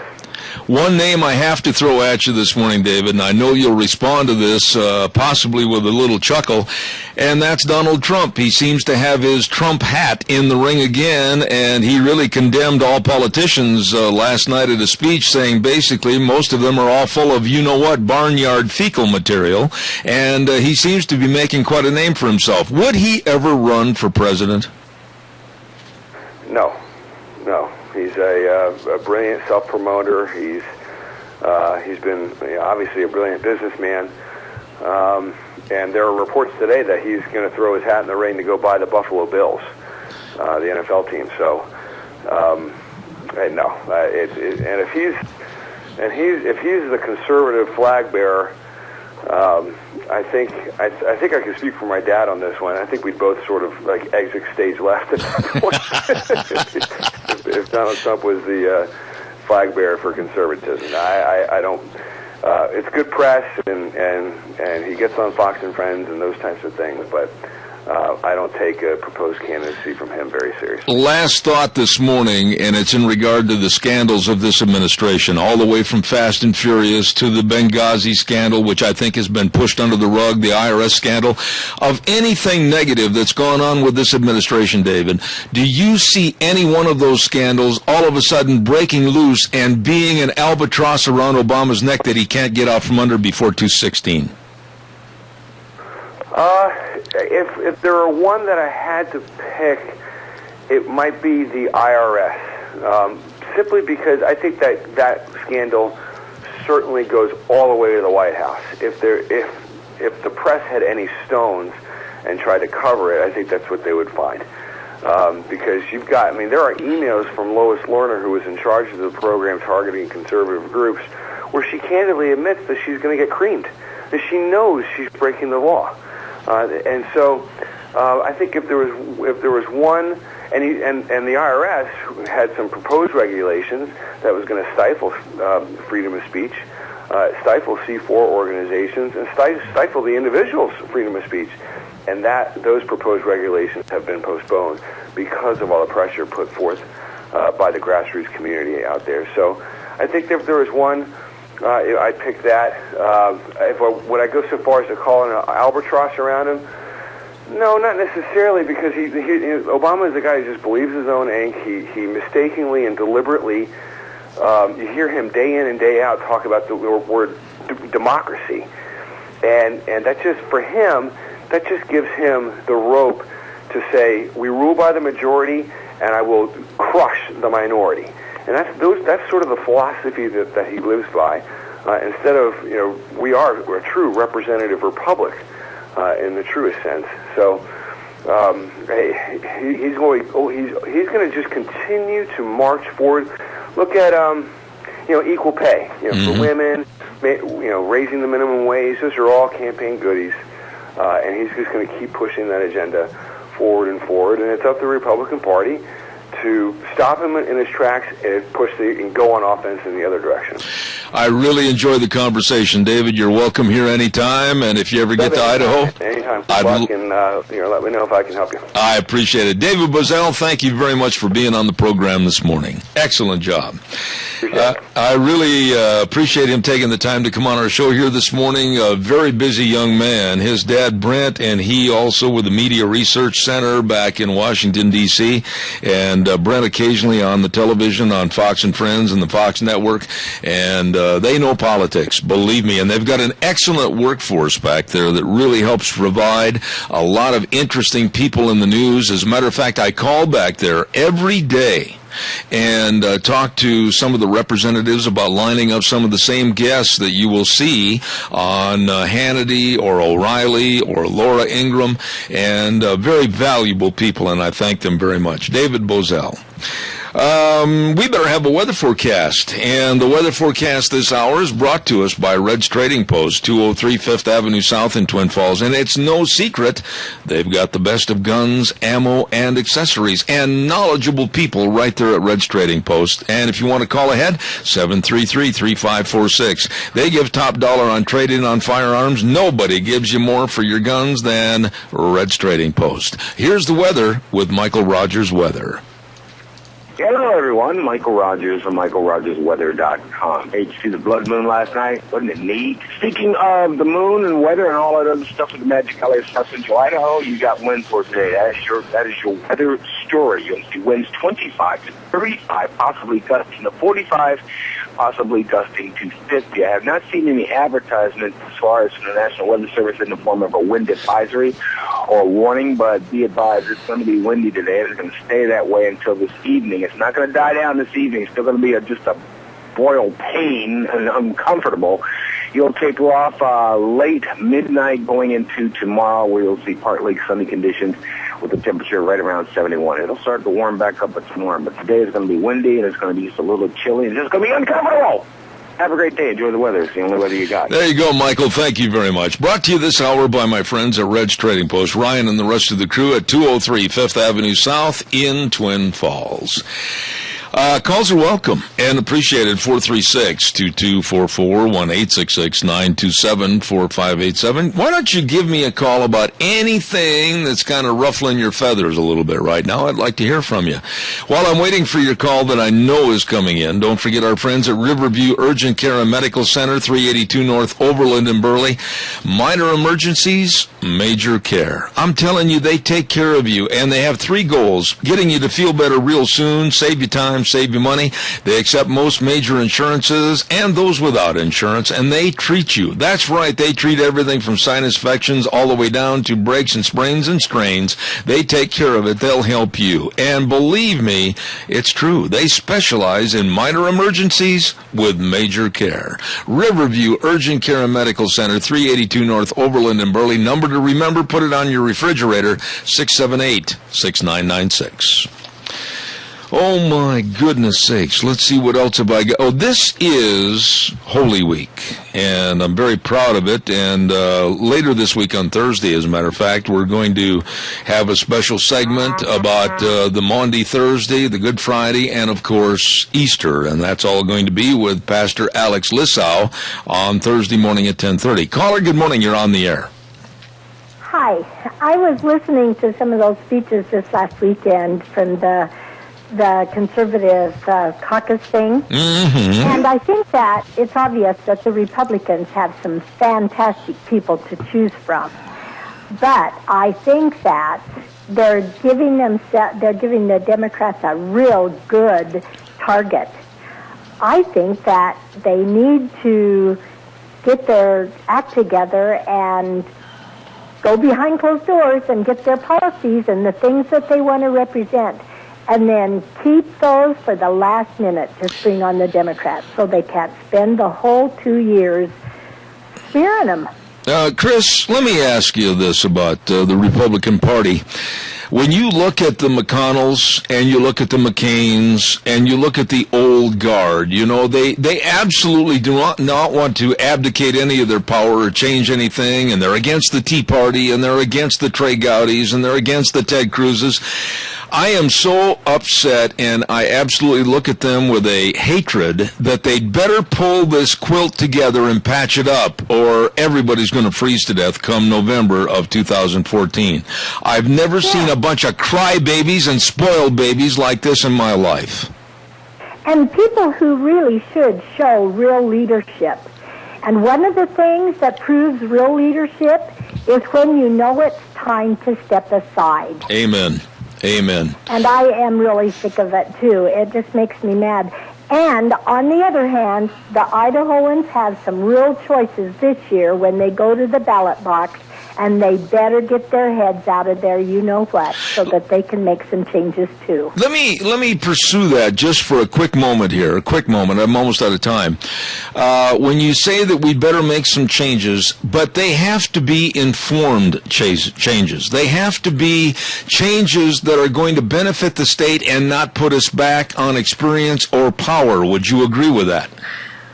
Well, I think that we've got some pretty informed people if you'll take some time to listen to them. Mm-hmm. I agree with you, and but I think that's the problem, though, Chris. A lot of people, they just vote kind of a standard line, and they don't listen to what's happening. They don't listen to who's running. They don't listen to the speeches. They don't find out what their thoughts are. They don't call. They don't write letters. People, I think, more than ever before, have got to be more informed. Well, I have one word for the listeners in your audience who are going to the polls in a couple of weeks. Look at what happened in Nevada. That can happen to any other state in the official western states, and we have our hands full. If we don't get on the same page and work together, we'll all fall alone. I think it's safe to say, and I will say this, that your comments, I believe in, are true. I think we're very naive. My dear friend Jack Euler and others that have been on this program talking about the endangered species status of the sage grouse and what that would do to the state of Idaho, curtailing perhaps any and all usage of public lands, whether it's grazing, whether it's ATVs, communities in rural areas would really suffer, possibly even go out of existence, and it can happen right here. We've got to stand up and be unified, and for the first time in a long time, start putting people first. Right, and people need to look at the national map.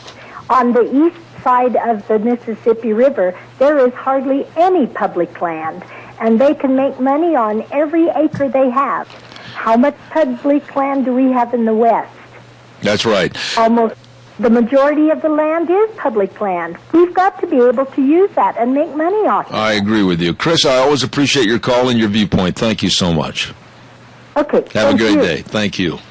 Bye. Don't forget our friends at Let's Ride, Highway 24 between Rupert and Burley. Oh, my goodness, they're open Tuesdays through Saturdays, and I'm telling you, they've got all the ATVs and all the different colors and all the different shapes, all the different sizes. What are you waiting for? The showroom is jam-packed, and they've got the Can-Am side-by-sides, rebates and great financing. They've got dirt bikes, 0% financing for 5 years. Oh, and the service department is absolutely the best you'll ever find.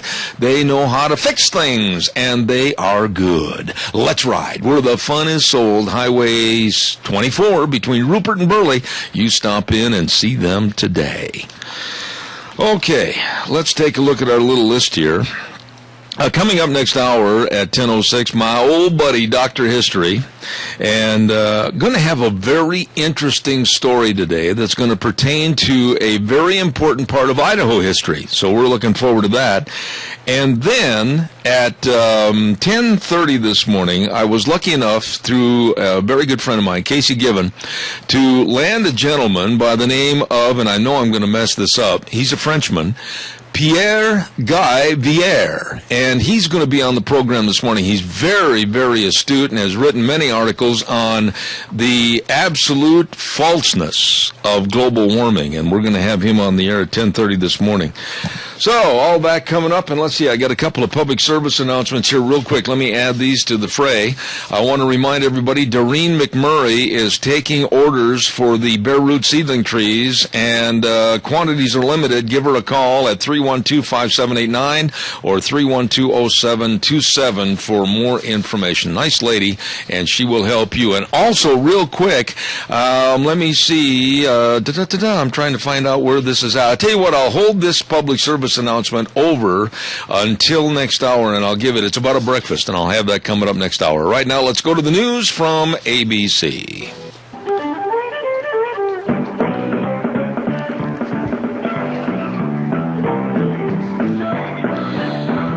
Oh my, we're back on the air, and we were cut off again during the news. Second time this morning, as a matter of fact, that we've had that problem, and we've had little issues on the hearing on the feed line and also the phone line, and yours truly will try to get those rectified after the program today.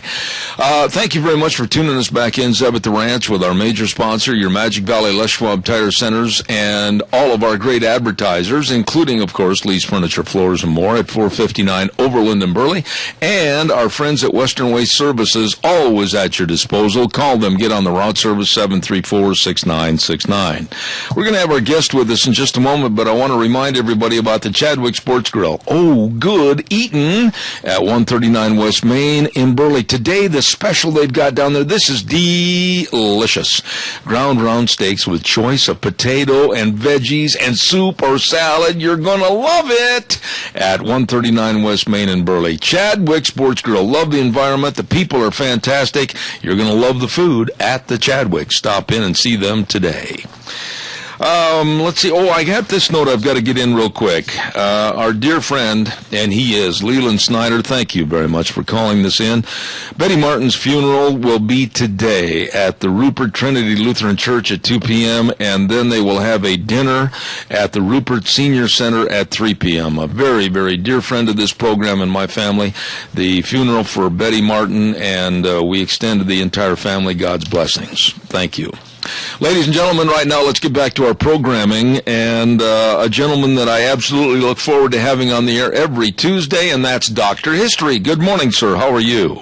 Good morning, Zeb. How you doing this morning? Well, we're hanging tough. We've got some problems with the phone line, but we're keeping on the air, so to speak. And what are things going on with you in the world of history? Well, before we get started, I just want to make a plug for the Cassia County Historical Society. Thursday night, April 17th at 7 p.m., they are going to have the 30th anniversary of the 1984 near flood of Cassia County. The near that was the flood. year that the water got really high at the Oakley Reservoir. It was endangering the whole valley here. Oh, my. And anyway, Keith Ramsey made a movie or a video that's going to be shown, and guest speaker will be Rex Jarrett, who ramrodded the digging of the canal from the Oakley Reservoir to the Snake River, which saved millions and millions of dollars in property and farm ground. So just want to give a plug for that. Do you mean that will be at the Cassia County Fairgrounds? All right. Now, do you mean to tell me that you said Keith Ramsey made a movie of it? I didn't know he was a Steven Spielberg. Oh, yeah. Yeah, Keith is multi-talented. Oh, my. And I haven't seen this, but he evidently did some videotaping and put that together, and I haven't seen him, but I've heard it's very good. All right, well, now listen, I know that you've got a very interesting and informative story about some Idaho history today. I do. I'm going to talk about two different wagon trains, Both ended up in kind of one in a not a very good way and the other one in a very good way. So I'm going to start with the first one that was kind of a not so good. But undoubtedly the greatest Indian disaster that ever occurred in a territory of Idaho, and probably the whole Northwest when we consider the people that were killed, and was the Indian massacre of Alamo Creek, which occurred in 1861. So we'll go back, spring of 1861. We got an immigrant train that left Missouri River bound for California. They were well equipped. The train consisted of more than 60 wagons and about 300 people. Well, when they reached the Western Plains, they were kind of harassed by some Indians, but not too bad. They were able to keep them kind of at bay. Well, this gave them added courage, and they looked on the Indians who were at first kind of in small numbers, and they didn't really pay that much attention. Well, sometimes they would actually take a shot at them at long range just to kind of keep them away from the wagon train. But this kind of aggravated the Indians, if you can imagine. Mm-hmm. This, coupled with the desire to destroy the train and possess its belongings, caused a bit of a general uprising of the numerous Indians who were along the Oregon Trail. They weren't too fond of all the wagons that were coming through here, and you can't blame them for that, really. Sure. But anyway, Indian runners were sent out, and smoke signals were sent up. Now, they had decided that there would be a place of concentration of the Indians to gather, and this was a place called Indian Grove. And this is about 4 miles south of what is known as Alamo Creek here in south-central Idaho. Now, according to the Indians' account, this was probably the largest number of hostile Indians that ever assembled in these parts. Now, here they provisioned themselves with meat from deer and elk and whatever, and they waited for the train to come traveling in within sight over the Oregon Trail. And out here, not too far from this, is where the Oregon Trail traveled, and then about at Raft River is where the California Trail cuts off and heads south over towards the City of Rocks. And just before you get into the City of Rocks is the little town of Alamo, and where this all occurred. Well, the wagon train, they traveled peacefully for about 3 short days, and they didn't sight any Indians, and so they camped for the night on Alamo Creek. And again, this is right near where the little village, the little town of Alamo sits today. Mm-hmm. Now, here they took their usual precautions. They made a corral of their wagons. They placed a strong guard with their stock, and they slept peacefully, not knowing that an overwhelming band of Indians was looking down on them from Indian Grove, which basically is kind of a large elevated mountain bench. So they had a good view of the wagon train. All right. Well, the outpost of the Indians watched the immigrants. They watched them light their morning fires that morning, and inside the wagon enclosure, they watched the herdsmen drive their stock to the camp to be harnessed for the day's journey, and they saw the line of defense being broken as each wagon filling into its allotted position in almost a military-type precision. Well, the Indians were ready. They were about to attack a foe that was much superior in arms and ammunition. Now, remember, the Indians, they didn't have many guns and even smaller amounts of ammunition. So they depended pretty much on bows and arrows and their plan of attack. Well, they allowed the train, as it moved slowly southward from Alamo Creek towards the City of Rocks, to proceed until its rear wagon was some distance from the creek. Now, at this point, with a prearranged signal, the Indians attacked. And they came in great numbers from their hiding places. They completely surrounded the surprised wagon train, and they immediately gave orders for all the wagons to be corralled into a circle. Now, when they did this, they would take all the stock and unhook them from the wagons and put them inside the circle of the wagon. Right. So now, picture this. You've got the Indians yelling and screaming, riding around and around, and I guess if you want to picture this almost like what the Hollywood depiction of this, that's kind of what it was. So the Indians had already committed the first act of their contemplated tragedy, I guess, if you want to call it that. They had the immigrant train cut off from water, and the siege began. Oh, boy. Now, this was not a fight where a man was given for man. This was fought kind of in Indian style, which meant basically each Indian protected himself, reserving his ammunition, and basically they kept the train in siege until they had exhausted their ammunition, the Indians, and then they would go back and try to get some more. But anyway, a large portion of the Indians secretly retired back over to Indian Grove, and they would just leave enough of their tribesmen to hold the siege, and from different points of vantage, they would pick off with either arrows or guns any immigrant that attempted to escape or to get water. Now, let me interrupt you there for a second and ask a question, if I could. Okay. Can you give us kind of a land point description up there on the hill as to where this would have been in today's terms so we could understand where it was?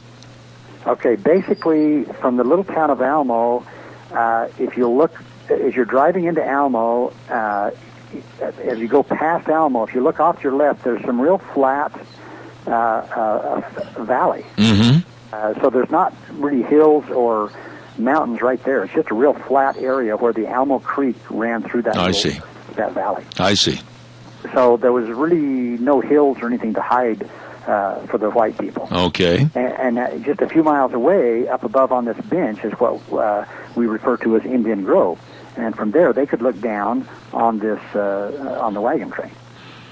So basically, in relay, the Indians, day and night, would harass the whites with arrows, guns, and they actually used what we call firebrands, which is an arrow with fire on the front of it. And they would shoot these into the wagons, and, you can just try to imagine how terrorized these people were by all this noise. And this was all intended to impress on the immigrants, the overwhelming majority of the Indians, how many there were. Mm-hmm.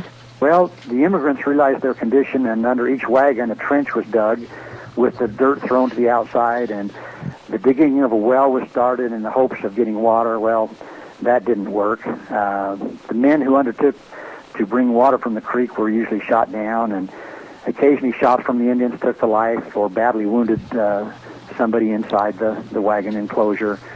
And again, this threw everybody into confusion and grief because people were dying, and the excitement grew intense because imagine here again the horses and the oxen inside, they were running around and jumping, and dust and confusion.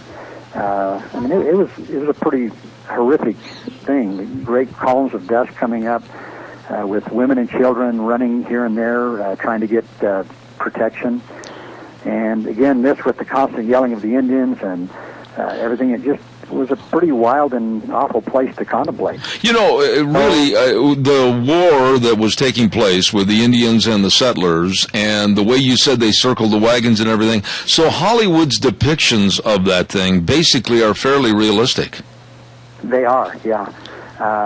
And again, the wagons would have been put in close together with the animals unhitched and just basically either tied up or turned loose inside the circled wagon. Okay. So the horses and animals were just basically kind of going crazy there too. So, but on the third day, the stock was released, and as they went for water, while the Indians took possession of the Indians, and little by little, the fighting force of the train was reduced, and the people left.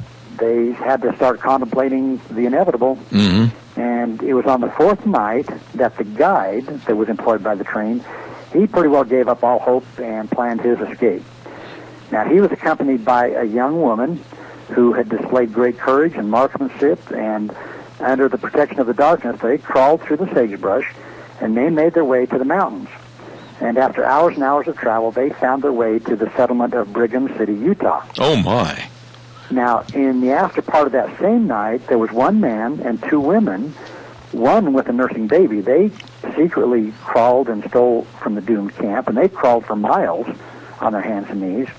And the mother of the child actually had to hold the baby with a blanket in her teeth so she could crawl and continue to carry the baby. Oh, my goodness. But they were successful in making their escape. They reached a point over on Raft River where they actually lived on rosebuds and roots until they were found by a rescue party from Brigham City, Utah, and who sent them to the settlement. And then they proceeded on to the battlegrounds of the Almo Creek, and they found the entire party slain, the wagons burned, and the bodies of the unfortunate people were buried in the wells, which they had dug to try to find water. But, and so that's the Alamo Creek Massacre. Now, I've got to say here, Zeb, there's some dispute about this story. If it really happened, or if it did happen, was it a much smaller group? My personal interviews with people that live in the town of Alamo, and there's an account that's told by Indians who were there and passed on to their kids, and so I believe that this did happen, even though, again, there's some dispute as to whether or not this Alamo Creek Massacre ever really occurred. But I've talked to people who live up there. In the course of farming and plowing the ground, they've uncovered different parts from wagons, guns, arrowheads, and I've talked to another person that they have relatives from Brigham City that went up there and salvaged the metal from the wagon wheels and any other metal they could find from the burned wagon. Why is there a dispute? I mean, we're talking about a historical event. We're talking about Brigham City, not that far away in geographical mileage. We're talking about the Army getting involved, etc. Why is there a dispute as to whether or not it ever happened? You would think there's got to be some recording of written history someplace that verifies it. The people that dispute this say, well, there was no newspaper accounts of this. Well, maybe there wasn't. But again, my research says that it did happen. And some people might argue with us on that, but everything I've read and studied about it, I believe it did. Now, what were the Indian tribes again, Dr. History, that were involved in this? Were they basically the Shoshone-Bannocks? Probably. Pardon me? Yeah. Okay, now I've got another real short story that ends a little better. I want to end on a little more positive note. Okay. Right? Okay, now I mentioned a few miles south of Alamo is where the City of Rocks is. Now this was a place that was pretty scary to the immigrants because the City of Rocks is where, Indians could hide out, and, it was kind of a scary place. But, so I'm going to tell you this little short story. There was a small wagon train of only 6 wagons, and it lined up in front of a place called Bathtub Rock to camp for the night. Okay. Now, Bathtub Rock, I think you've probably been there as I have. I've climbed to the top of that, and the reason they call it that is because up on top there's a big depression where water collects every year. You're the one that left the ivory soap there. That's right. So there's water up on top of Bathtub Rock. But anyway, a man by the name of Tom had bought some choke cherries from some Indian women that day and had mistakenly given them a gold piece instead of a quarter. Now, this story is told by a gal by the name of Anna Hayes, and she was 17 at this time. And she says, here's her story. She says, a little before daylight, we heard the sharp thud of a rock striking the side of the captain's wagon next to ours. She says, it wakened all of us, and we heard a cautiously spoken call from the top of the rock. Said, Indians, warned the guard, Indians coming down the trail. Well, that was the beginning of our siege, which lasted nearly 4 days. All day long, arrows flew from behind bush and tree. All day long, our men returned fire. At twilight, it was decided that we better get the women and children and such supplies as we could to the top of the Bathtub Rock, because the Indians seemed to be coming in more increasing numbers. Well, there were only 25 of us, including women and children, and the ammunition was none too plentiful. So the men remained on the ground to guard the stock and watch for the source of stray arrows. Well, at dawn, the siege began again, and by mid-morning, the Indians came in such numbers that the stock was let go, and the men sought the safety of the rock. And if you can imagine, they were climbing up to get on top with arrows flying all around them. And she says, well, we were safe there on the roof of that great stone, but the sun was unmercifully hot, and the question of water began to worry us a bit. But the Bathtub Rock held a good bit of water, and 25 people, they wanted quite a bit of water, but even if the supply is pretty good. Well, darkness came slowly that day, but when it did come, it brought kind of a cool evening wind, and strangely enough, it was these choke cherry picking Indian women that saved the day. Oh, really? Now, watching from their fortress, from the Bathtub Rock, she says, we saw a band of Indians assembling at another great rock about a mile away. Now, there had been no arrows and no Indians in sight at close range for some time. Well, the captain, who was watching through his spyglass, he was watching what was happening, And he said they seemed to be coming this way, and they were coming slowly. And we could see 2 Indian women walking along the trail, leading the procession of warriors on horseback. Now, about a quarter of a mile from Bathtub Rock, they stopped and dismounted, tying their horses to some aspen trees, and then they held their hands up high above their heads with their bow and arrows down to their sides. Mm-hmm. Now, some 30 or 40 Indians, still led by the Indian women, came on toward the rock.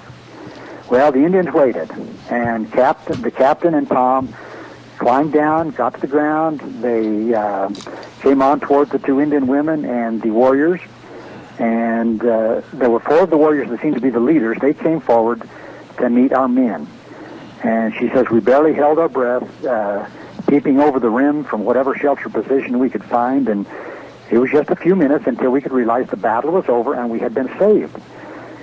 She says the men all sat down on the ground a bit, got up again, and shook hands with the captain and Tom. Well, it seems that Tom had paid the Indian women a gold piece instead of the quarter, which he had intended giving them, for some choke cherries. Well, the chief, who knew the value of that gold piece, had decided that the white men, so good as that, must not be killed. And she says, heaven only knows what would have happened to us if Tom hadn't made that mistake.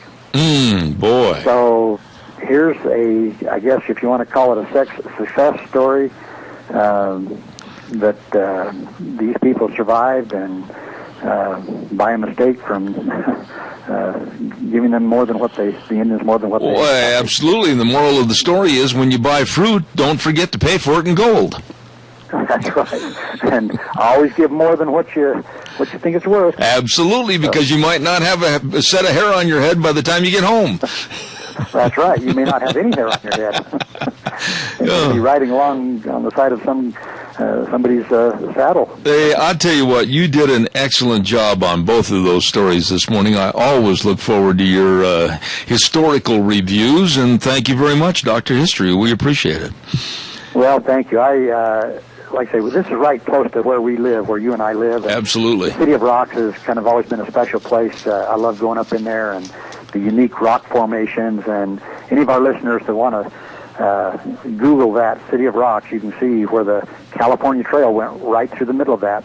Okay, I'll tell you what, someday we ought to go up there, and what we ought to do is take a little tour on some of your historical reviews and give our own personal responses as to the setting and what we found and the feeling and that type of thing, like what was similar to me when I went up to Custer's Battlefield.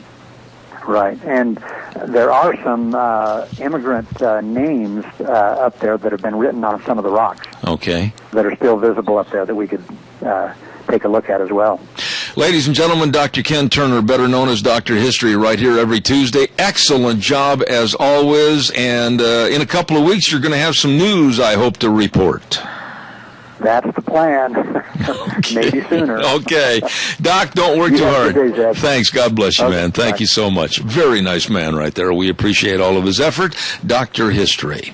By the way, on Thursdays we have a program segment called Cassia County School Days, and we certainly want to say thanks to our sponsors, and they are A Child's World at 1308 Overland in Burley, and they've got hundreds and hundreds of spring dresses beginning at $20. And here's the neat thing for Easter: crack an egg, and then you'll get an additional either 15 or up to 50% off your purchase. Well, you better stop in today. They've got all the Cherokee and Dickey scrubs that work in health professions, and believe me, you better stop in there because it's a family store. They've got games, all kinds of goodies, and gift wrapping always free at A Child's World, 1308 Overland Avenue in Burley. And also, we want to say thank you to the Ambulatory Surgery Center. You know, these folks have saved patients a lot of money while giving home-like surroundings and outstanding professional care. By the way, if you're planning a surgical procedure with your doctor, call 677-8888. 677-8888 and have your doctor use the Ambulatory Surgery Center at 1344 Highland Avenue in Burley. Thank you, Ambulatory Surgery Center and A Child's World, for providing the sponsorship of School Days in Cassia County.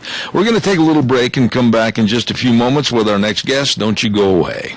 And now, Now back to Zeb at the Ranch on AM 1230 KBAR. To reach Zeb, call 436-2244 or toll free 1-866-927-4587. And now, here is Zeb Bell. Thank you very much, and welcome back to the last half hour, Zeb at the Ranch. And I want to mention to you, before we get our guest on the air, Ed's Office Products Incorporated. After 40 years, Ed's Office Products has decided to close their doors.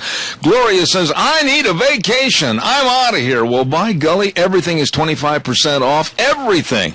Beautiful solid oak desks. Ooh, I got to get in there. A huge variety of office supplies. All the fixtures are for sale, and they're open Monday through Friday, 8:30 to 5. Merchandise won't last long, so you better get in there and talk to Gloria right now today at Ed's Office Products Incorporated, 1340 Overland Avenue in Burley. Really a nice lady. Stop in and say hello to Gloria today.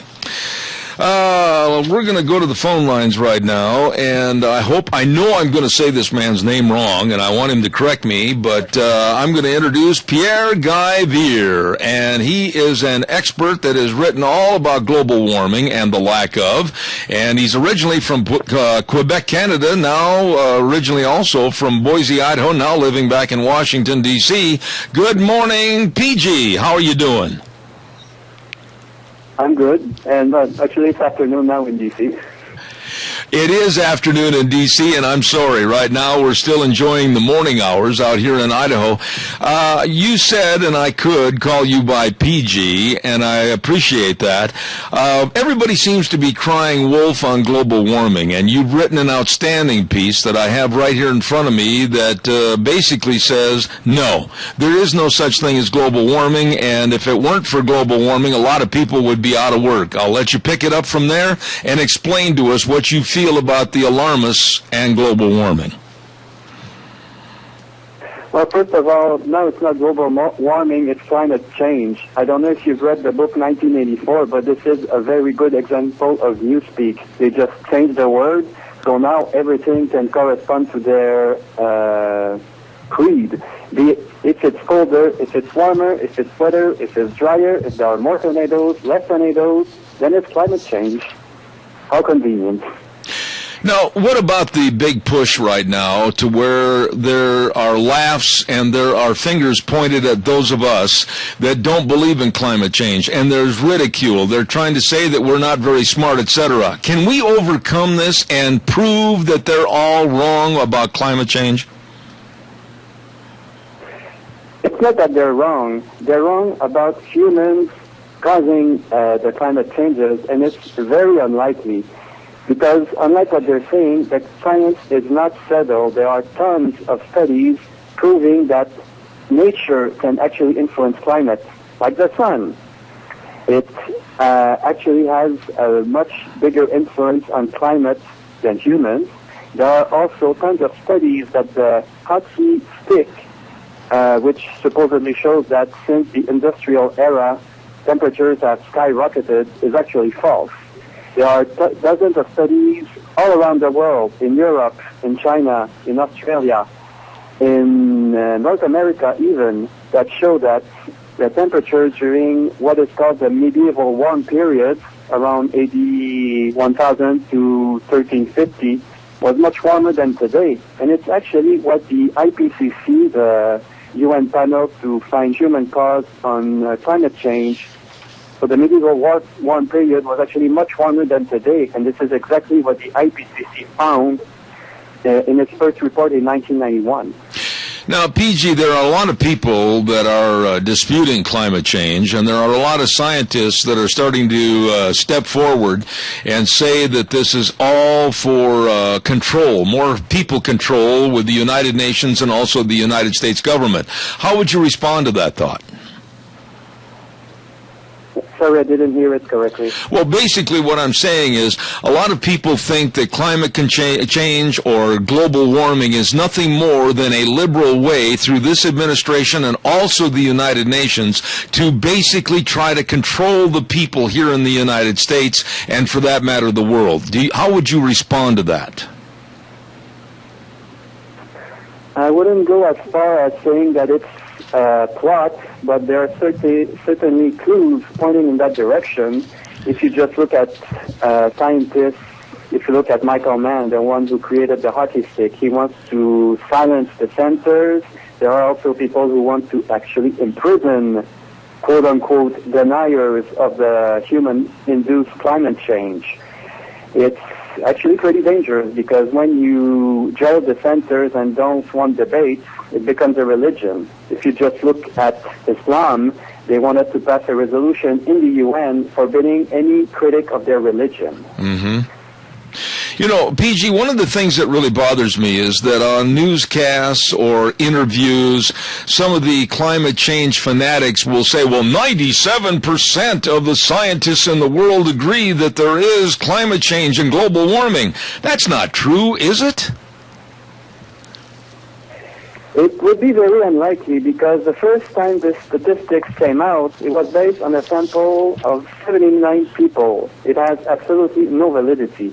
And the other 97% was based on a sample studying abstracts from scientific papers. Well, a closer look at it, a professor called Lee Gates did a review of that review, and the scientific consensus would actually be closer to 0.5%. So there is no consensus. And as I said earlier, there are tons of studies providing peer-reviewed alternatives to that supposed human influence on climate. Let me ask you this. If we were to buy into all of their theories about climate change and or global warming, what would it do to our society and what would happen to mankind as we know it today? If the climate hysteria were real, then indeed it would certainly change. I mean, we would have to adapt to warmer temperatures, maybe drier temperatures also.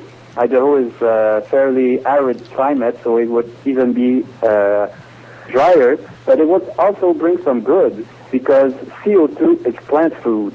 And I've seen maybe 2 studies showing that foliage all around the planet is getting denser. So it means that they can actually treat more CO2 and exhale more oxygen, which is actually good.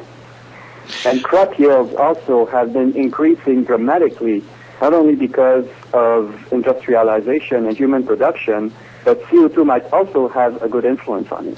You see, I agree with you 100% on your last statement, because if we go to a much cooler, colder climate in a global cooling, crops will suffer, food production will suffer, humanity will suffer, everything will suffer in a much cooler atmosphere.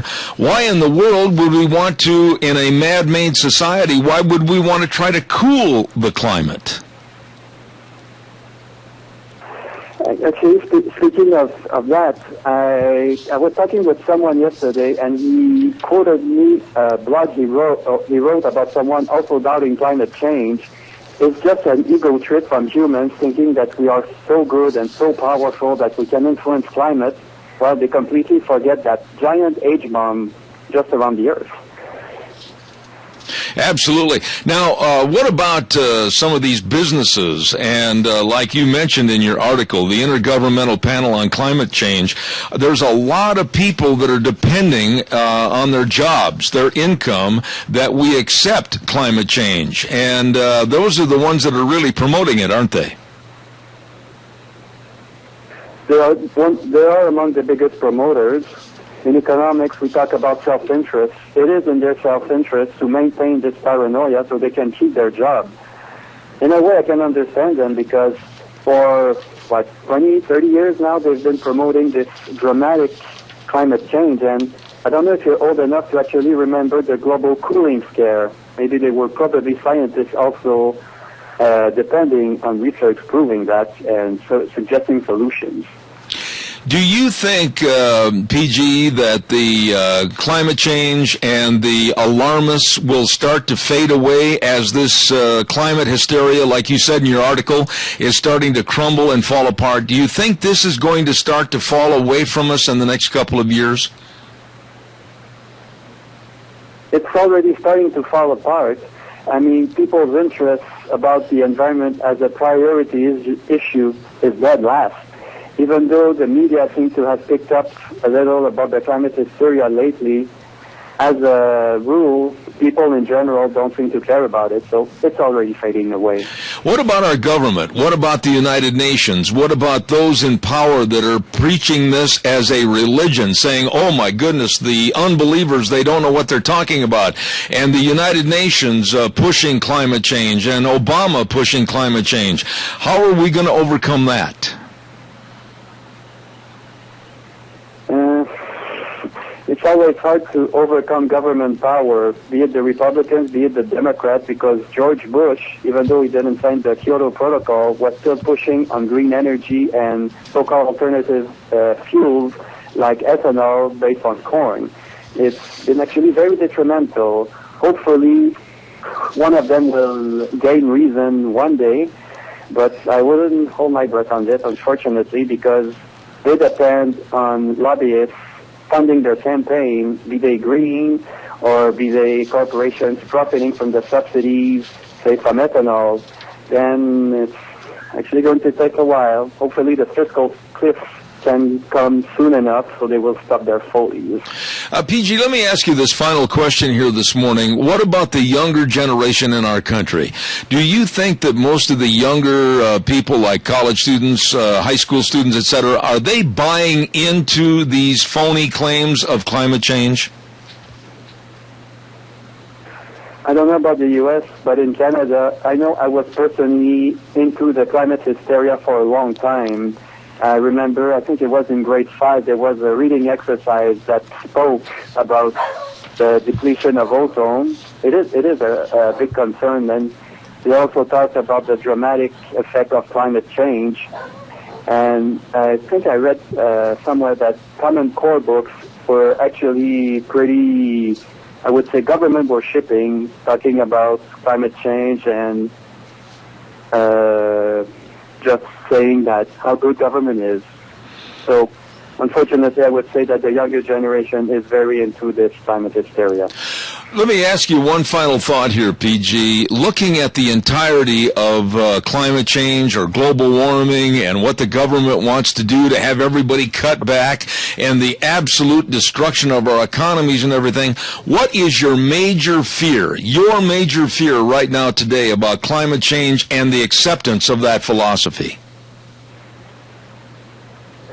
My main fear is that the hysterics will actually win over the debate by getting the appropriate regulation to shut down funding on dissenting views, censoring their speech. It's not actually censoring, but many newspapers have actually jumped into the bandwagon of banning dissenting views.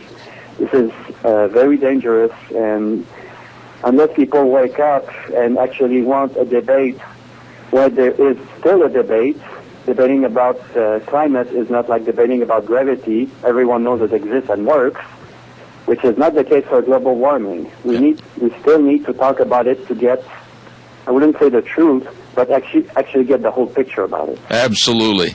Pierre Guy Veer, known as PG, and he writes for many, many different articles. We appreciate your being on the program. Please come back in the future, and thank you very much for your time on my program this morning. Well, thanks for welcoming me. You're very welcome, sir. God's blessings to you. Thank you very much.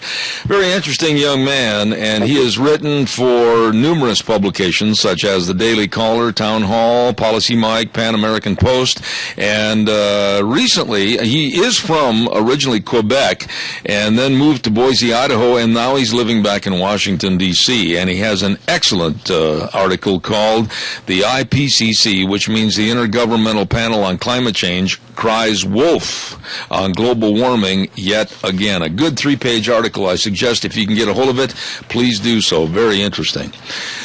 We're going to have a weather forecast here real quick, and the weather is brought to us this hour by our dear friends over at Scarrows Meats. You don't know about Scarrows Meats? Well, let me tell you something. They've got what they call the tax return meat bundle. 75 pounds of beef, pork, and chicken cut the way you like it for only $250. Oh, these people are good. I've had a lot of meat processed over there, and excellent tasty meat, and boy, they make a prime rib that's absolutely out of sight. They offer quality products at reasonable rates, and they also have their own smokehouse, selling taste one bite at a time. And that's, of course, our friends at Scarrows Meats, 331 North Road in Jerome. Here now, Michael Rogers Weather.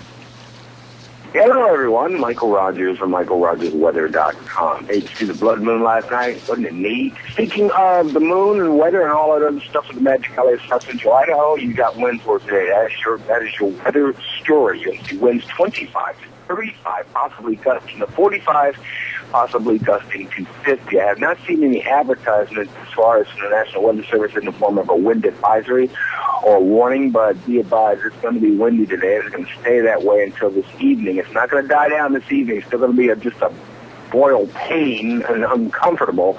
You'll kick off late midnight going into tomorrow, where you'll see partly sunny conditions with the temperature right around 71. It'll start to warm back up tomorrow, but today it's going to be windy and it's going to be just a little bit chilly and it's going to be uncomfortable. Have a great day. Enjoy the weather. It's the only weather you got. All right, Michael, thank you very much. Brought to you this hour by Scarrows Meats, 331 North Road in Jerome, selling taste one bite at a time. Those folks are excellent. Oh, we've got time for a couple of calls. Woo-wee! I'm telling you, I'm not going to have any hearing left by tomorrow morning because the headsets that we're getting, the feed line, is just blowing my mind apart. And in order to turn it up and be able to hear what somebody's saying, it's just, whoa, wow, I could bounce my head down the Highway 30.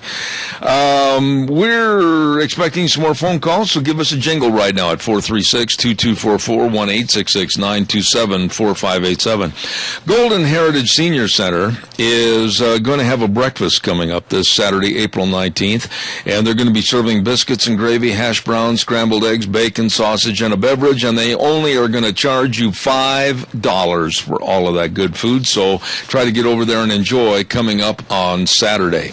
And then the other day, I ran into my old buddy Randy Kidd, and he said he's going to head up a stock dog clinic, and this is really going to be good. Roger Stevens from Alabama is going to come in and present a 2-day stock dog clinic. He's one of the best trainers and teachers in the nation, and this is your opportunity to spend 2 days watching and learning from one of the best. There's plenty of room to come and watch.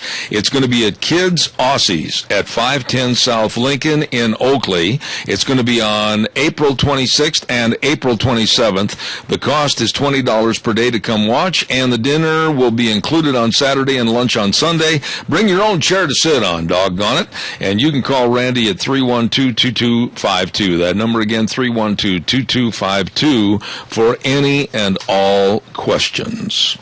All right, give me a call, 436-2244, 1-866-927-4587. Like to hear what your thoughts are. Gina, we've had interesting morning. Are you over there? Yes, I am here. Is Mr. Jerry there? I'm going to try to call him right after the program. Yes. I appreciate that. And by the way, tomorrow on the program, we're going to have Doug Johnson. We're going to have a gentleman talking about taxes. Did you send your tax money in? Oh, heck, it's already done, in, and spent. You realize I had to file for an extension? Really? Again? Yes, I still have to do James's taxes. Oh, you've got to do James's taxes. You sent yours in, though. You're all good. Not going to get arrested. I'm all good. Not going to have an audit. Nope. Okay. Nope, I'm good, but I have to file for an extension for James. Doesn't it just pain you, my dear, to think that you had to sit down and the IRS treating you like you're guilty until you're proven innocent instead of vice versa like it should be, and they are under investigation for all the illegalities right now on a scandal back on the East Coast and, for that matter, the nation, and yet we have to treat them with the utmost of kid gloves. And the funny thing is, the IRS isn't even legal. Really? I agree with you. I agree with you. Legal. Yeah. And the way that they handle themselves and the way that they treat people and the absolute elitist attitude of Lois Lerner and others, when I'm sitting there figuring out my taxes, it just causes a great frustration for me to have to be underneath the thumb of these people. I know, I just say, I guess maybe a lot of people wouldn't mind it so much if they actually used our tax dollars wisely, treated us fairly, and, just that we didn't have to go through the microscopic interview that a lot of people have to. And I think if that was the case, a lot of people wouldn't even mind doing their taxes, but it is such a pain. Our financial life becomes under such scrutiny, and bottom line is they don't even spend our dollars properly. In accordance with that, I've got an idea for you. I think everybody, when they send their taxes in, they should have a form. And on this form, they can say they've got to give 3 choices for every dollar that they send in. They can say, well, it's going to the United States military, it's going to help reduce the deficit, or it's going to help some specific part of government that's going to aid and abet the citizens of the United States, but they have to prove that that money went to those sources with their tax money to be more reputable and more in regard to what the money is being spent for. I wholeheartedly agree with that. I think that number one, we should have the right to choose where our money goes to. And number two, I think that the federal government has to show us how our money has been spent, which obviously they aren't, and they're probably not gonna. I don't want any more of my tax money going to $2,000 toilet seats. You know what? I don't blame you, and I don't want my tax dollars going to support some politician that isn't even doing what they're supposed to be doing. Well, you know, we're looking at a situation down in Nevada with the Bundys and a confrontation with the federal government, and I'm going to be very honest with you. I think that we're going to be seeing more of these confrontations around the United States. I think we're going to see more confrontations of people that want to use our public lands, whether they're ATVers, whether they're cattlemen, or whatever the circumstance might be. I think we're going to have a lot more problems before they get better, because this administration has proven that it's kind of it's my way or the highway attitude, and I think America's sick of it. America is definitely sick of it, and I think that the next administration that's going to come in, you better have your ducks in a row. You better have a good plan to downsize the federal government, because we're just way too big. Well, and besides that, there's so many scandals right now, whether it's Benghazi with unanswered questions about 4 Americans that have died, whether it's the IRS scandal, whether it's the Fast and Furious scandal, and they're being swept under the rug, and quite frankly, this next president, whether it is Hillary Clinton or somebody else, I hope it's somebody else, they're going to have to solve these with answers that are going to pacify the American people, or this is going to be even bigger for the next president. I think it's going to take more than just words to pacify the American people. We are getting to the point where, actions speak louder than empty words, and so we've got to have an administration that's going to be one of action, and then that would appease the American public. But if that doesn't happen, then it's going to be downright revolt. Yeah, we're going to take over. We're going to send you back there, and we're just going to clean house. Bang a broom and a dustpan. We're going to clean it up.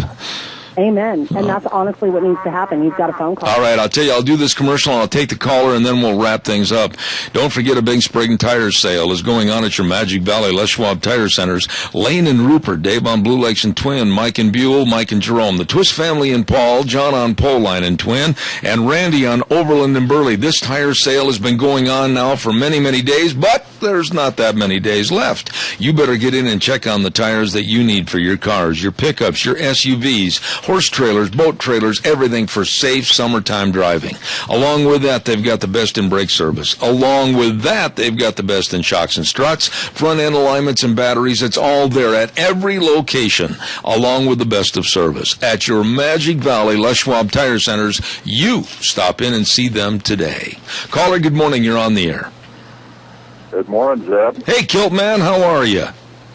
I'm doing all right. I want to rile you up just a little bit more. Okay, I got a minute left. Go ahead. I've heard that the government is funneling money through the Austrian embassy to help with the teaching of Muslims.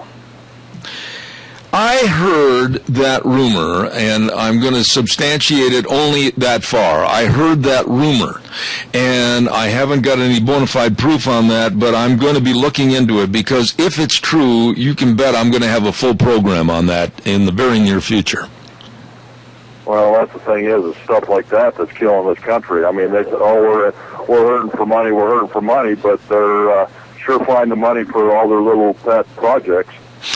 When it comes to anything to help Islam or the Muslim faith in any part of the globe, and then the open invitation to bring them in here, and we don't know why they're here, what they want to do, etc., I'm very, very hesitant because I've seen too many problems. And today, by the way, is the anniversary of that terror bombing at the Boston Marathon. Agreed. I think right now they need to get a whole handle on this right now. I'm not saying all Muslims are bad. In fact, I know they're not. Absolutely. Like any other culture. Yep, that's right. But we do have them in our country. We need to get it. Need to get a handle on it, get control of it, and so we don't have a major blow up. I really think they're here to help the Obama cause. When I look at groups like the Council on American and Islamic Relations and some of the dire things and very under-the-table clandestine things that they have said and done, I'm very concerned about what is going on politically. And Kiltman, I wished I had more time to talk about this, but I'm flat out of time here this morning. But call me back tomorrow. We'll talk about it more, okay? Okay, talk to you, my friend. God bless you, my friend. Thank you. We're going to wrap things up for today. Boy, man, I got to get these headsets off. I can't even wear them anymore, so I'll do this without headsets, and I'll just say God bless you and your family. The way things were, the way things ought to be. See you tomorrow morning at 8:06 right here on Zeb at the Ranch.